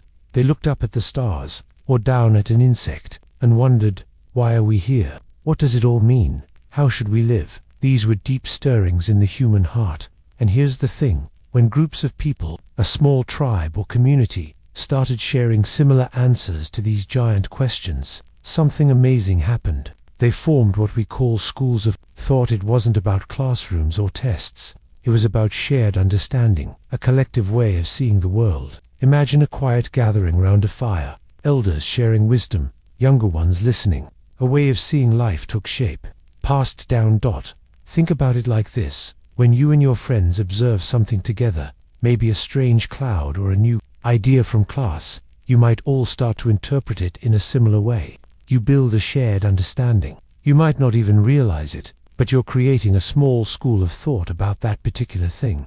This is how ancient wisdom began. People watched the sun, seasons, and life's cycles. Through these observations, shared over countless generations, they developed common beliefs about the world and our place. So long before temples or famous philosophers, there was just curiosity. There There was the human spirit reaching out, trying to make sense of a vast, mysterious world. These first schools of thought, born from wonder and shared conversation, remind us that the biggest questions we ask today are often echoes of the first questions ever whispered into the dawn of time. We are all part of a long, unbroken chain of thinkers, always seeking to understand. What makes a hero? Old answers. What does it mean to be a hero? Is it power, or something deeper inside us? Long before writing, people told stories about heroes. These weren't just tales of gods or kings. Often, they were about ordinary people, facing immense challenges. These heroes faced physical monsters, yes, and lonely journeys, hard choices, and their own silent fears. The earliest ideas of a hero didn't focus on physical might. Instead, they centered on a quiet strength from deep within. It was about enduring, holding on to hope when there seemed to be none. Think of a tiny sprout pushing through cracked concrete. It doesn't have big muscles or a loud voice. It's not strong like a bulldozer, but it has an unstoppable will, a fierce determination to find light, to defy the heavy world. That quiet defiance holds an ancient kind of heroism. Ancient stories echoed this idea. A hero wasn't just someone who won battles. They often endured loss, chose kindness, or kept moving when hope seemed gone. They found wisdom in riddles, and courage, even when their heart trembled. So long ago, a hero wasn't just about strength or fame. It was about a timeless light inside us all. A light of courage, compassion, quiet endurance, and the strength to keep going. This ancient understanding that heroism is an inner journey, a choice made in the heart, has echoed through human history. A profound lesson from our first storytellers. The seed in the harvest. Life's promise. Have you ever held a tiny seed in your hand? It looks so small, right? Maybe just a speck. But here's the thing. That little seed holds a huge promise. It carries the blueprint for a giant tree or a field of sunflowers. It just needs the right care, good soil, and time. This idea about a seed growing into a harvest is incredibly old. People long before written history, long before the Bible was put together, understood this deep truth. They watched the seasons change. They saw crops grow from seemingly nothing. Farmers knew that if you planted grain, you could harvest bread later. But this wasn't just about farming. They saw this pattern everywhere. It was a basic rule for how the world worked. If you put in effort, you got a reward. If you were kind to your neighbors, they would likely be kind back. It was a way of understanding cause and effect in the world. Think about learning something new, like playing a sport or mastering a video game. When you first start, you might not be very good. You might make mistakes. But if you practice consistently, if you put in the time and effort, that's your seed. Slowly, you get better. Your skills improve. That improvement, that's your harvest. You see the direct result of your work. So, this ancient idea, the one about the seed and the harvest, isn't just about plants, it's about life itself. It tells us that our actions, even the small ones we do today, can grow into something meaningful tomorrow. It's a quiet, hopeful thought that if we plant good things, if we put in care and effort, life often gives back to us in beautiful ways. It's a gentle reminder that what we sow, we eventually reap. The wind's breath, invisible powers. Have you ever felt the wind on your face? Seen leaves dance, but couldn't actually see the wind itself? It's there, you know it, even though it's invisible. For thousands of years, long before books or even writing existed, people thought a lot about things like that. They wondered about the unseen powers that moved the world around them. Think about it. The sun rising, the moon pulling the tides, a sudden storm breaking. These moments felt bigger than just physical things. Ancient humans sensed unseen forces. At work, they might have called them spirits of the trees, guardians of the river, or just a deep, powerful energy that filled everything. It wasn't about having a name for God, or creating a religion with strict rules. It was about feeling the breath of something vast and mysterious in the rustling leaves, the changing seasons, or the quiet whisper in the night. This was their first way of making sense of a world that was both beautiful and sometimes scary. They observed how things simply were, the earth giving food, the sky bringing rain, and saw an unseen logic, a living presence. In it all, it's kind of like how you feel a mood in a room. You can't touch happiness or sadness, right? But you know when a room feels light and joyful, or heavy and quiet. That mood is invisible, but it's very real, and it affects everyone in the space. It's a powerful force, even if you can't see it or pick it up. In a similar way, ancient people felt these invisible powers shaping their world, guiding the hunt, or bringing the spring rains. So, when we think about what people believed long ago, it's not always about grand stories or strict rules. Sometimes, it's about a quieter, deeper wonder. It's about looking at the world and sensing something profound, something beyond what your eyes can see. It reminds us that humans have always looked past the obvious, searching for the unseen meaning in everything, just like we still do today. It's a very human thing to do, to feel and ponder those invisible forces. Sacred mountains, touching the sky. Have you ever gazed at a truly immense mountain and felt a strange pull, a sense that it holds more than just rock and ice? For countless generations, long before written stories like the Bible came to be, humans across the globe looked up at these towering peaks and saw something truly sacred. They believed mountains were places where the ordinary world met the extraordinary, where the earth stretched to touch the heavens themselves. It was like a natural bridge to something divine. Don't think about why so many different ancient peoples, often living far apart, shared this profound feeling. In ancient Egypt, the pyramids weren't just tombs. They were carefully built, man-made mountains, meant to carry souls upward, closer to the sun gods. In ancient Greece, the powerful gods of their stories lived on the misty slopes of Mount Olympus. And throughout Asia, from the deep forests of Japan to the wide plains of China, people built their most important temples high on mountainsides, seeking peace and spiritual insight. It wasn't just about the height, it was about feeling connected to something vast, something timeless, something that made their spirits feel both small and wonderfully part of a larger mystery. Here's the thing about a high place. When you stand on a tall hill or a building that reaches into the sky, the world below looks different, doesn't it? Problems that seemed huge suddenly shrink, and you get a clearer view of everything.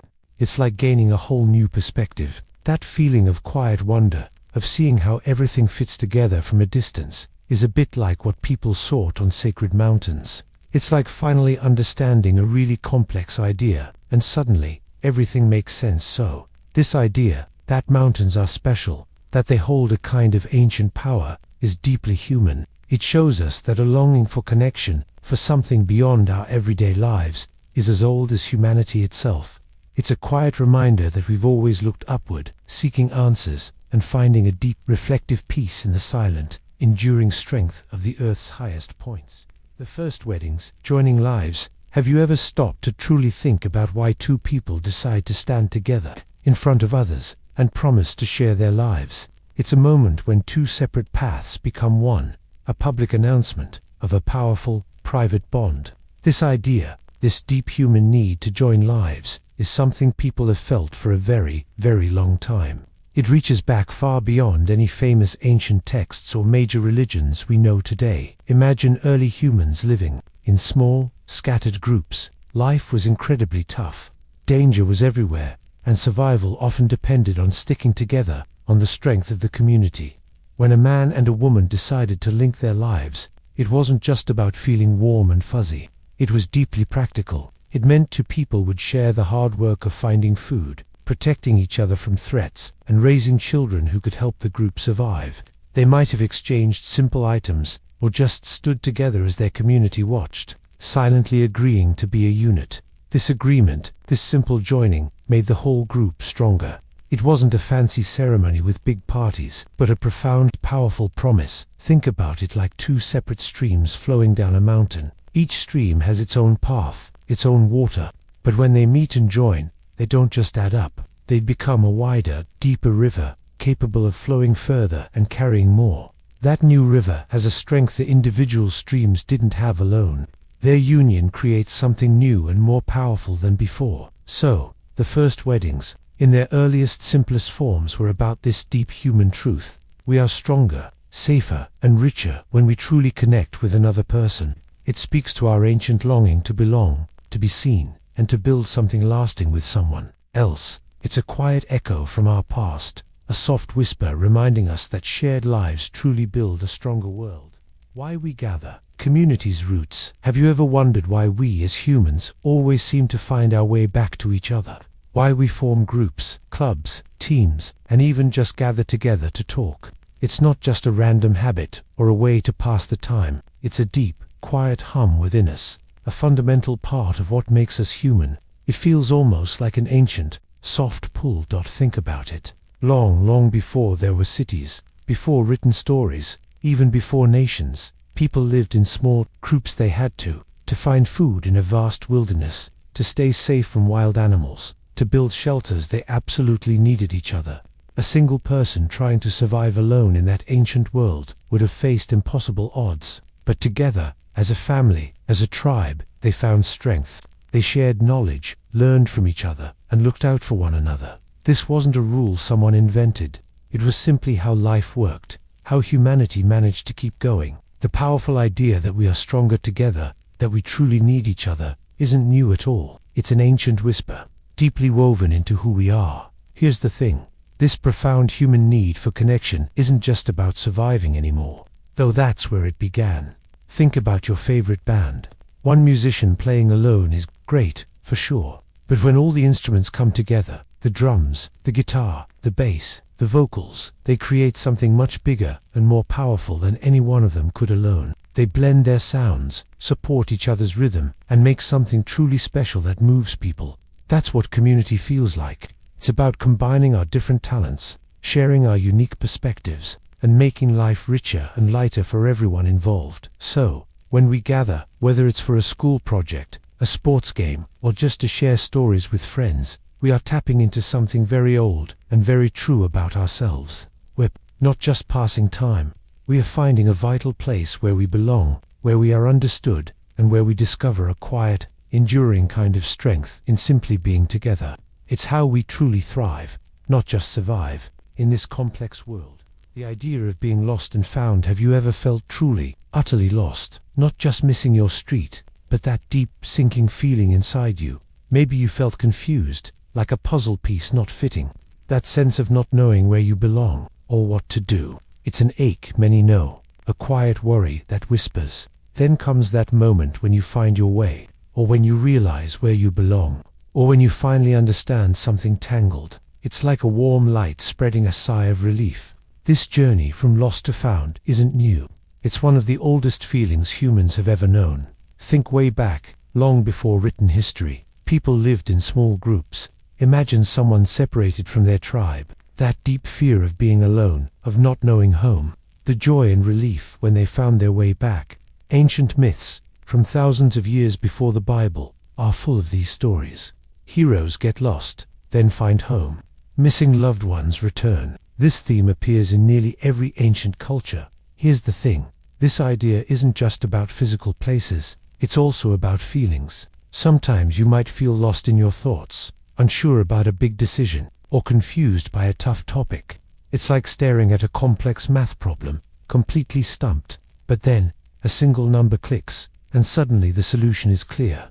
That moment of clarity, that's finding your way in a different sense. This pattern of searching, discovering, feeling adrift, and finding an anchor speaks to something deep inside us. It reminds us that even when things feel uncertain, there's always a chance for understanding, for connection, for finding our place again. It's a comfort, knowing this human experience is a journey we all share. Dreams of flight, ancient wishes. Have you ever closed your eyes and imagined you could fly? Just lift off the ground, feel the wind, and rise above everything. It's a feeling many of us share, a quiet wonder in our hearts. And here's the thing, this wish isn't new.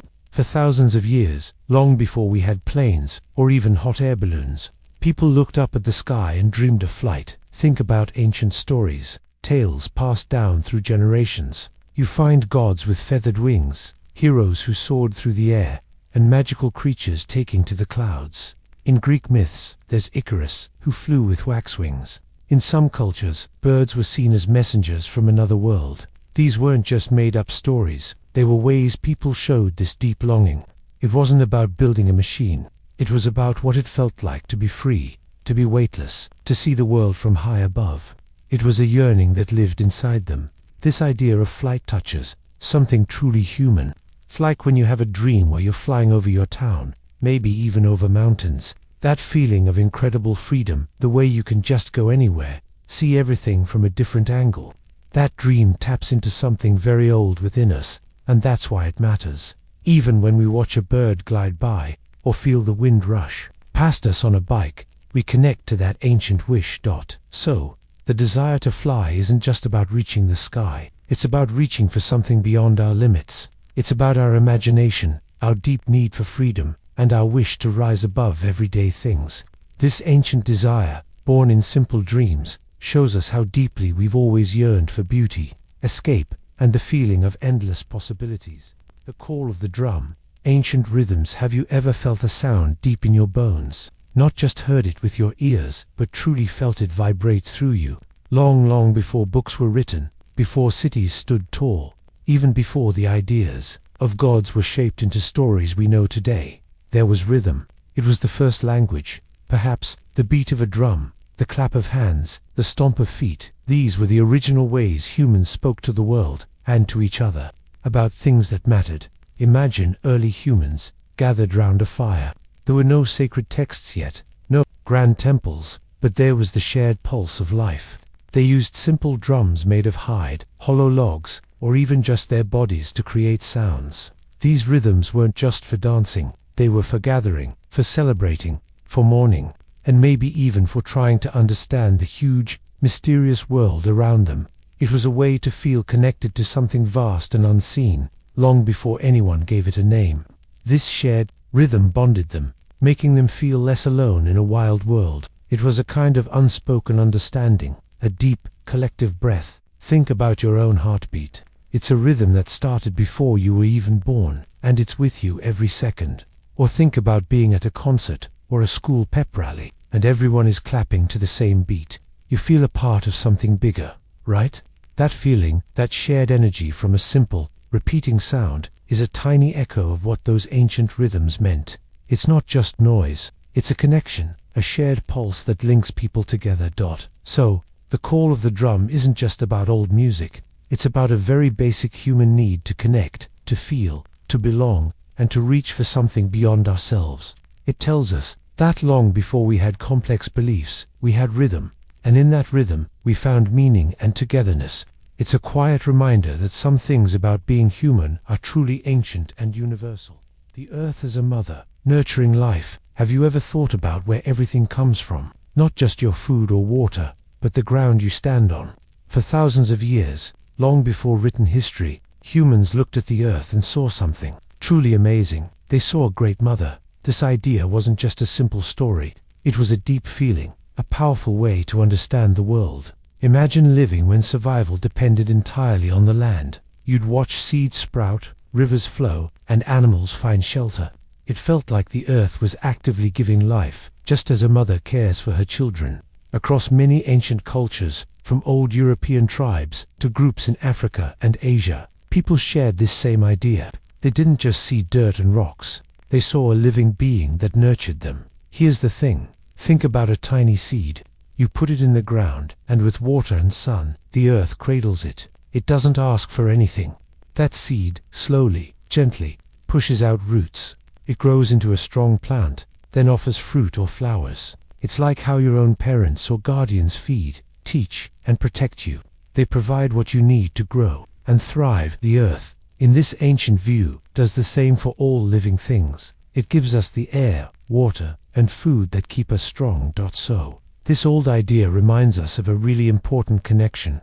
It's a quiet whisper from the past, telling us that we are part of something much bigger. We aren't separate from the ground, beneath our feet. Instead, we are deeply connected, much like a child to its mother. It suggests gratitude and respect for the planet, for all the gifts it quietly offers daily. It's a humbling thought, isn't it? To think of our home as a loving presence, always giving and supporting us. When silence was sacred, have you ever just sat in complete quiet? Not just when the TV is off, but deep quiet, where you can almost hear your own heartbeat. It's rare today, but long ago, even before the Bible, silence wasn't just a lack of sound. For many ancient peoples, it was a sacred space. It was a place where big ideas lived, a canvas for understanding the world. The ancient world wasn't filled with constant noise. It was often a world of vast quiet. In that quiet, people learned to listen to more than just the wind or animals. They listened to their own thoughts. They listened for answers in the stillness. Before written words, Listening was the main way to learn and connect with something powerful. Silence became a teacher. Imagine ancient wisdom keepers, sitting alone in a quiet cave or under an endless desert sky. They weren't seeking entertainment. They were looking for meaning. In profound silence, they believed they could hear the universe's whispers, the pulse of creation. This was where they felt closest to great mysteries, to the spirit of the land, to what they believed was divine. Silence wasn't empty. It was full of truth waiting to be discovered. Here's the thing, even today, we need this quiet. Think about solving a tough problem, like for a science project or understanding big feelings. Don't you often need quiet? Your brain needs a peaceful room to sort things out, to truly focus.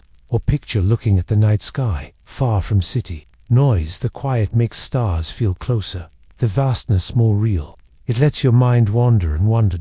So, the idea of sacred silence isn't just old day, it's a reminder for us now. In a world always buzzing, finding moments of deep quiet, truly listening to what's inside you, or to the peace around you, can be powerful. It's a way to feel grounded, to remember what matters. Some deepest truths aren't shouted, they're found in the soft, quiet spaces of our lives. The first homes, shelter and safety. Have you ever stopped to really think about what home truly means? It's more than just walls and a roof, isn't it? For many of us, it's that feeling of safety, a quiet certainty that for now, we are okay. This deep, unchanging need for a safe place, this idea that we need shelter, stretches back much further than any recorded story or ancient text. Here's the thing. Imagine our earliest ancestors, tens of thousands of years ago. They didn't have cozy bedrooms or locked doors. Their world was wild, full of sudden dangers, freezing storms, scorching sun, and animals that saw them as food. So, finding a safe spot wasn't just a nice idea.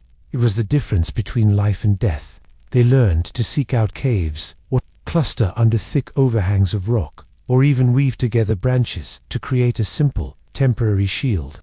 Their homes were often just a fleeting moment of peace, a fragile barrier against the vast, uncertain world. It wasn't about comfort as we know it, but pure, raw survival. This basic human instinct to find cover, to build a boundary between us and them, is one of humanity's very first shared thoughts. Think about it like this. Picture yourself outside, maybe when a thunderstorm suddenly rolls in, or it gets dark and a little scary. What's the first thing your mind screams for? A place that's dry, lit, and secure. Right. You want to be inside, where the unknown can't touch you. That powerful, deep-seated urge to find refuge, to feel protected, is the very same primal feeling our ancient ancestors knew. It's not just a physical need, it's a deep psychological craving for peace, and that's why it matters. This simple, profound yearning for shelter, for safety, isn't something we invented later. It was a core part of being human from the very beginning, a quiet, insistent whisper that shaped our first communities and laid the groundwork for everything we cherish about belonging. The mystery of echoes. Have you ever felt like you've heard something before, even if it's totally new to you? Maybe a song that sounds familiar, or a story that reminds you of another one. It's a strange feeling, like an echo reaching out from the past. When we talk about ideas that predate the Bible, we're often talking about these kinds of echoes. These are not whispers of forgotten words, but strong ideas that showed up in human thought long before they were written into what we now know as biblical texts. Think about it. Before there were big, organized religions, people still wondered about the world. They asked where we came from, why the sun rises, or what happens when we die. And here's the thing. Many of the answers they found and stories they told share an amazing resemblance to later ideas. We see this in ancient Egypt, where tales of gods and creation existed thousands of years before the Bible was written, or in Mesopotamia, where stories of floods and heroes feel strikingly similar to stories we might recognize. These weren't copies. They were like different rivers flowing from the same vast, hidden spring of human experience. It's a bit like how certain feelings are universal. Imagine you're feeling nervous before a big presentation. That feeling of fluttering in your stomach, a racing heart, isn't new. Someone hundreds of years ago, facing a challenge, probably felt the exact same way. That's an echo of human emotion. In the same way, core human experiences like love, loss, the wonder of a starry night, or the need for justice led people everywhere to think similar thoughts and tell similar stories. Maybe they talked about a great flood that cleansed the world, or a wise person who taught kindness. These ideas weren't unique to one group or one time. They reappeared, like ripples in a pond, across different cultures, centuries apart. So, when we consider these ancient echoes, it helps us see something beautiful, that humanity has always sought meaning. We've always tried to understand our place in the universe. It shows us that many of our deepest ideas and questions aren't new at all, but rather part of a long, continuous conversation that links us all, from the very first thinkers to us, right here, right now. It reminds us of a shared wisdom, a thread connecting all human hearts through time. Finding strength in numbers. Have you ever felt really small, like just one tiny boat on a vast ocean, or wondered how a single idea can grow so big it changes everything? For thousands of years, long before books or even writing existed, humans understood something vital. There is a quiet power in being part of something larger. It's not just about physical safety, though that's true too. It's about the strength that comes when many minds, many hearts, connect. When people share a common understanding of the world, a common way of living, or a common story, they find a deep kind of support. This shared vision acts like an invisible web, holding them together, giving them purpose, and helping them face the unknown. Think about the earliest human groups. They hunted together, built shelters together, and faced dangers as one. But beyond survival, they also shared their understanding of the stars, their fears of the night, their hopes for the harvest. These shared beliefs, passed down through generations by spoken word, were like threads weaving them into a strong fabric. The very idea of a shared story, a common ancestor, or a spirit watching over them, wasn't just comforting. It gave their lives meaning and helped them feel less alone in a vast, wild world. It was a kind of strength in numbers, not of armies, but of shared spirit and understanding. You see this even today, in small ways. Imagine a group of friends working on a big art project for school. Each person has their own skill, their own idea, but when they combine their efforts, when they share their vision, the final piece is far more amazing than anything one person could have done alone. Or think about a crowd cheering at a concert, all feeling the same rhythm, all connected by the music. That shared energy is powerful. So, this ancient idea of finding strength in numbers isn't just about safety or survival. It's about the deep, human need to belong, to share, to know that our own story is part of a much larger, ongoing story. It's the quiet comfort of realizing that even our biggest questions, our deepest hopes, have been pondered by countless others across time. And in that shared journey, there's an enduring, beautiful strength to be found. The idea of a great journey. Have you ever thought about how much of life feels like a journey? Not just traveling to a new place, but the path you take, the way you grow, or what you learn along the way. Even before people wrote things down, long before the Bible was even a thought, humans were telling stories about this very idea, the great journey. Imagine ancient people sitting around a fire, under a vast star-filled sky. They understood that life itself was a kind of quest. It wasn't just about moving from one place to another, but about searching for meaning, overcoming big challenges, and finding something important, maybe wisdom, or home, or even just who you truly are. These old tales weren't just adventures, they were about transformation. They talked about heroes leaving their known world, facing fearsome things, and coming back changed, forever different. This was a core human idea. Life is a path where we change and learn. Think about something simple, like a caterpillar's journey to becoming a butterfly. It's not just about getting from a leaf to a flower. It's about a complete change, a period of quiet growth, and then, finally, flight. It's a journey of becoming. We see echoes of this idea everywhere, in science, in nature, and even in our own lives when we learn a new skill or move to a new school. Each step, each challenge, makes us different, shapes us, and that's why it matters. These ancient ideas remind us that life isn't just a series of events, it's a path we walk, filled with discoveries, challenges, and the quiet, powerful process of becoming who we are meant to be. It's a journey that began long, long ago, and one we are all still on. The oldest promises we made. Have you ever stopped to wonder about the oldest promises we, as humans, ever truly made? not the ones written down in books or spoken in formal ceremonies, but something much deeper, far more ancient. Think about it. Before any sacred texts told us how to live, before laws were carved into stone tablets, how did people manage to exist together? How did they build even the simplest forms of society? The earliest humans, often living in small, nomadic groups, had to rely absolutely on one another to survive. There was an unspoken agreement, a quiet understanding that passed between them without a single word. If one person found food, they shared it with the hungry. If danger threatened the camp, everyone worked together to protect the most vulnerable. This wasn't a rule they signed. It was a promise made simply by breathing the same air, by facing the same challenges together. It was the promise of cooperation, of mutual support, of looking out for your own. This deep, wordless understanding, born from the very necessity of survival, built the first true human communities.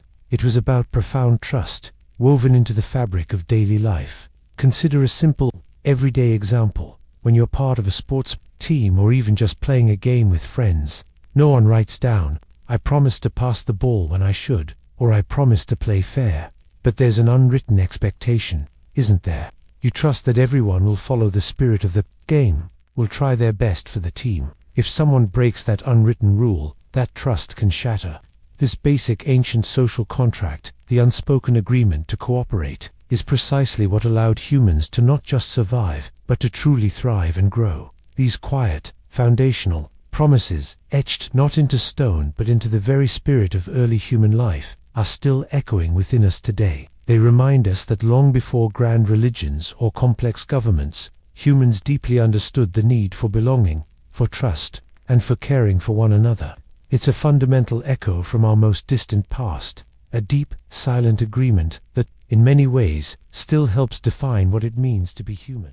The shape of the world. Early ideas. Have you ever stopped to wonder what people thought the world looked like, long, long ago? Before satellites and space travel, before maps showed every curve of our planet. It's hard to imagine, but for thousands of years, people looked up at the sky and out at the land, and they tried to make sense of it. For many ancient cultures, the world wasn't a giant ball spinning in space. No, it was often seen as flat. Think of a big, flat disk or a plate floating on something else. Sometimes, they imagined it resting on a vast ocean or carried on the back of a giant creature, like a turtle or an elephant. These weren't just random guesses. People saw the horizon, flat and endless, and their everyday experience supported this idea. When you stand on a field, the earth feels flat under your feet, right? You can't see the curve. This isn't about being right or wrong in a modern science way. This is about how humans, everywhere, shared a common curiosity. They wanted to understand where they lived, and their stories, their myths, their very first ideas about the cosmos, show us a beautiful truth. We have always been driven to explain the unexplained. It's a bit like when you're little and you first try to draw a house. You draw what you see directly, a square with a triangle roof, 2 windows, and a door. You don't draw the foundation, or the pipes, or the wires inside the walls, because you haven't learned about them yet. You draw the basic, observable truth.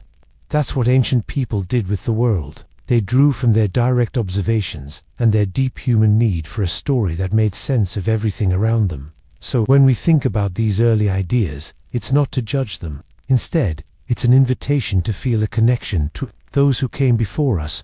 It's a quiet moment to appreciate how, even thousands of years ago, people looked at the same sky and felt the same wonder, asking the same kinds of big questions about their place in the universe. And that shared wonder, that curiosity, continues to connect all of us. The power of water to cleanse. Have you ever noticed how a cool shower after a long day seems to wash more than just dirt away? Or how watching rainfall can make you feel calmer? There's something deeply soothing about water, especially when we think of it as a way to make things clean. For as long as humans have lived, water has been about cleaning. Not just bodies or clothes, but spirits too. Think about it. A splash of water can rinse off grime, but it also feels like it's washing away worries, or maybe even mistakes. This idea that water can purify not just the physical world, but also our inner selves, is super old. Way before many of the famous stories we know today were written down, people used water in special ceremonies. Ancient Egyptians, Greeks, and many other groups around the world had rituals involving water to cleanse themselves before important events, or to show they were starting fresh. They believed water could make them pure again, ready to face something new without the weight of the past. It's a powerful idea, and one we still feel today, even if we don't always think about it. Imagine you've had a really frustrating day at school. Maybe you messed up on a test, or had an argument with a friend. When you get home and wash your hands, or splash some water on your face, it's more than just soap and water. It's a small act of letting go. It's like you're literally rinsing away the bad feelings. Scientifically, water molecules pick up dirt and carry it away.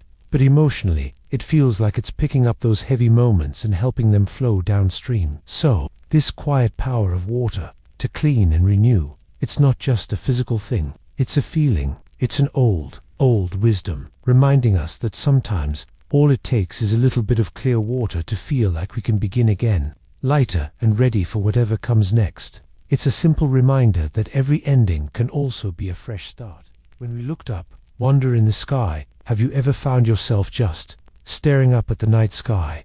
Not just a quick glance, but truly looking, letting your eyes adjust, letting the tiny pinpricks of light slowly reveal themselves. It's a feeling that connects us to something incredibly old. For countless generations, long before history books or written stories, humans did this very thing. They didn't have cities buzzing with lights, or phones to distract them. So, the sky was their main show. Think about it. Every night, a vast dark canvas appeared, dotted with sparkling diamonds. The moon changed shape. The sun always came back. Certain stars moved in predictable paths, while others seemed to dance. This wasn't just interesting, it was mind-blowing. People saw patterns, they saw figures, they saw gods and heroes in the stars, and that's why it matters. This grand show overhead sparked some of the earliest human questions. They wondered what these lights were. Where did they go during the day? Why did some move and some stay fixed? This wonder wasn't just curiosity. It was a deep, emotional connection to the universe. It was scary sometimes, but also filled with awe. Imagine how a little kid feels seeing a fireworks show for the very first time. That pure, open-mouthed astonishment. That's a bit like what it must have been for early humans looking at the cosmos. Here's the thing. This shared human experience of wonder at the sky isn't new. It's been inside us for tens of thousands of years. This feeling, this urge to look up and question, it's one of the oldest ideas we have. It predates any scripture, any creed. It's a universal human inheritance, reminding us that we are small, yet part of something immeasurably grand, forever connected by that shared gaze upwards. The wisdom of elders, passed down. Have you ever wondered how people learned things long ago? Before books were even a dream, before the first written words were etched into stone, how did wisdom travel? It moved through the air, carried on the breath of elders. It was shared around crackling fires, whispered in quiet lessons, and shown through countless actions. This wasn't written law. It was the soft, powerful hum of life's deepest truths, passed from one generation to the next. Imagine a world where the oldest person in the village held all the answers, not in scrolls or texts, but in their memories and stories, etched onto their very faces. They knew which plants could heal, how to read the clouds for rain, and what it meant to live well with others. This was knowledge built over thousands of years, collected through trial and error, laughter and sorrow. And here's the thing, they didn't just tell you do this or don't do that. They told stories. They shared experiences. They showed you how to be human. Think about how you learn about kindness or courage. Maybe you didn't read it in a book. Maybe you saw someone brave or someone truly kind, and you understood. Or maybe an older family member shared a story about facing a tough choice, and that story stayed with you. That's a tiny echo of how ancient wisdom worked. It wasn't about memorizing facts. It was about feeling the truth of a lesson in your bones, through the experience of another. So long before any holy texts were written, humanity carried its most important ideas within itself. These were the lessons of respect for the earth, the bonds of community, the cycles of life and death. They were taught through living, not just reading. And that's why it matters. These ancient whispers, these deep pools of understanding from our earliest ancestors, still ripple through us. Today, they remind us that we are part of a vast, unbroken chain of human experience, connected to wisdom as old as time itself. The dance of life and death. Have you ever stopped to really think about life and death? We often see them as totally opposite. But what if they're not? What if, long before many of our oldest stories were written, people understood something different? They saw life and death not as a fight, but as a kind of dance, always moving together, one leading to the other. Imagine a very old rhythm, a beat that's always been there. For thousands of years, people looked at the world and saw this truth everywhere. They watched the sun rise and set, a daily cycle of light and darkness. They saw plants sprout from the earth, grow tall, and then wither away, only for their nutrients to feed new growth. It wasn't just an end, it was a transformation, a quiet passing that made space for what was next. This idea, this deep understanding of a continuous cycle, was part of human wisdom long ago. It wasn't a sad or scary thing. It was simply how things worked, a natural flow. Think about a forest after a big fire. At first, it looks completely destroyed. That's a kind of death for that part of the forest. But then, quietly, something amazing happens. New seedlings push up through the ashes, wildflowers bloom, and new animals start to return. The fire, which seemed like an end, actually cleared the way for new life to thrive, stronger and more diverse. The death of the old forest became the fertile ground for the life of the new one. And here's the thing, this pattern isn't just in nature, it's in our own lives too. When you finish a school year, that's an ending, right? The old routine dies, but that ending opens up summer, new experiences, and new learning next year. It's a natural flow, a gentle reminder that change is constant, and in every ending, there's always a new beginning waiting. It's a comforting thought, a quiet peace in this endless cycle, asking for rain, hope, and survival. Have you ever felt truly thirsty, like a deep, dry thirst, where all you can think about is a cold drink? Now imagine that feeling, not just for yourself, but for your family, your village, your food. Imagine watching the sun beat down day after day, baking the earth until it cracks, seeing crops wither and turn brown. That heavy, worried feeling, that's what people felt thousands of years ago, long before the Bible. Here's the thing, human life, then and now, depends on water. It always has. For ancient communities, rain wasn't just convenient, it was survival. No rain meant no food, no drink, no life. So, when the sky held back, people looked up with desperate hope. They couldn't understand weather like we do with science, so they sought answers, tried to connect with something bigger. They whispered prayers, sang songs, performed rituals, all to ask for life-giving rain. It wasn't about a specific god or religion. It was a raw human plea from a dry land. Think about it. When your favorite plant at home starts to droop, its leaves wilting and crisping, what do? You rush to give it water. You feel a small panic, a desire to help it survive. That urgency, that care, is a tiny echo of what entire communities felt. They were watching their whole world droop, their very existence at stake. This deep longing for rain, this ancient act of asking, shows something powerful about being human. It tells us that hope, even in despair, is woven into our very being. It reminds us that we are all deeply connected to the earth, and that our earliest stories, our earliest beliefs, often came from the simple, profound need to keep living, to make it through another day. And that's a beautiful thought. The first bridges, connecting places. Have you ever looked across a wide river or a deep canyon and wished you could just get to the other side? For early humans, this wasn't just a wish. It was a huge barrier. Think about it. A powerful river could stop a whole group of people. It could mean the difference between finding food and going hungry. So, how did they cross? Before fancy engineering, before blueprints and steel, humans looked at what nature gave them. Maybe a fallen log, maybe a natural rock arch, and they saw not just an obstacle, but a path. They didn't invent the idea of connecting places. They found it. They saw a need and found a way, using what was already there. This wasn't about building something new from scratch. It was about seeing the potential in what existed and guiding it, shaping it. It's like finding a hidden path. It's a bit like when you're trying to understand a really tough subject in school, say a new math concept. At first, it feels like a huge gap. You don't know how to get from not knowing to understanding. But then, maybe your teacher connects it to something you already know, or you find a simple way to think about it. That connection, that simple link, is your bridge. It helps you cross over to understanding. So, These first bridges weren't just physical structures of wood or stone. They were also bridges of thought. They were moments when humans decided that separation wasn't the final answer. They were about overcoming limits, about reaching out. They show us how deeply human it is to seek connection, to find ways across the gaps, whether those gaps are rivers, mountains, or even just ideas. Long before books were written, the impulse to connect, to build pathways, was already etched into our very first steps on this earth. The idea of a guiding hand.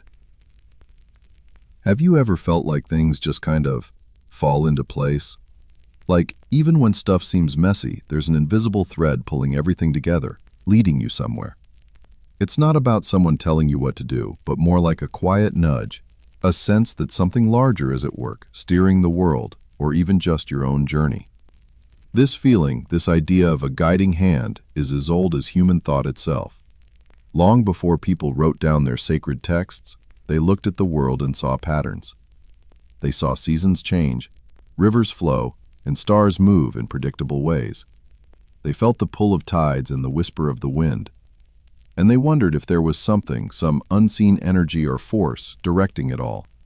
Ancient people living under vast open skies often believed in fate or destiny. They thought events weren't just random. Instead, they were part of a grand design, unfolding as if by an invisible, knowing touch. This wasn't always a god in the way we think of one today. Sometimes it was just the universe itself acting with a hidden purpose. Here's the thing. Think about a complex ecosystem like a forest. Every plant, every animal seems to know its role. A tiny seed knows how to grow towards the sun. Birds migrate thousands of miles and somehow find their way back. It's not that something is yelling instructions. It's more like an inherent wisdom, a natural flow. Or in your own life. Maybe you missed a bus, which felt annoying at the time, but then because of it, you bumped into an old friend you needed to talk to. It feels like a moment where the universe just worked it out for you. So this ancient idea isn't about strict rules or orders. It's a gentle thought. It's the quiet wonder that maybe, just maybe, there's a gentle current beneath the surface of life guiding things along. It reminds us that we are part of something bigger, and sometimes the best path forward is to trust that subtle, unseen pull. It's a comforting thought, really, knowing that even in the chaos there might be a silent, graceful hand at play. Our shared human story. Have you ever looked up at the night sky and felt a sense of wonder, or watched a powerful storm and felt small yet connected to something vast? These big feelings, these deep questions about life and our place in it, are as old as humanity itself. We often think of important ideas, beliefs, and ways of understanding the world as coming from books or specific religions. But here's the thing. Many of the core thoughts, the understandings of right and wrong, even our simple feelings of awe, existed long before any holy texts were written down. They are part of a much older story, one we all share. Imagine our shared human story as a vast, ancient river. Its waters carry countless pebbles, each one a different idea, a profound feeling, or a quiet truth.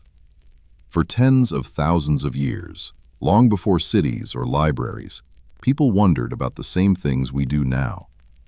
They looked at the sun rising, the moon changing, and the predictable cycle of seasons. They saw life and death all around them, and they sought meaning in it all.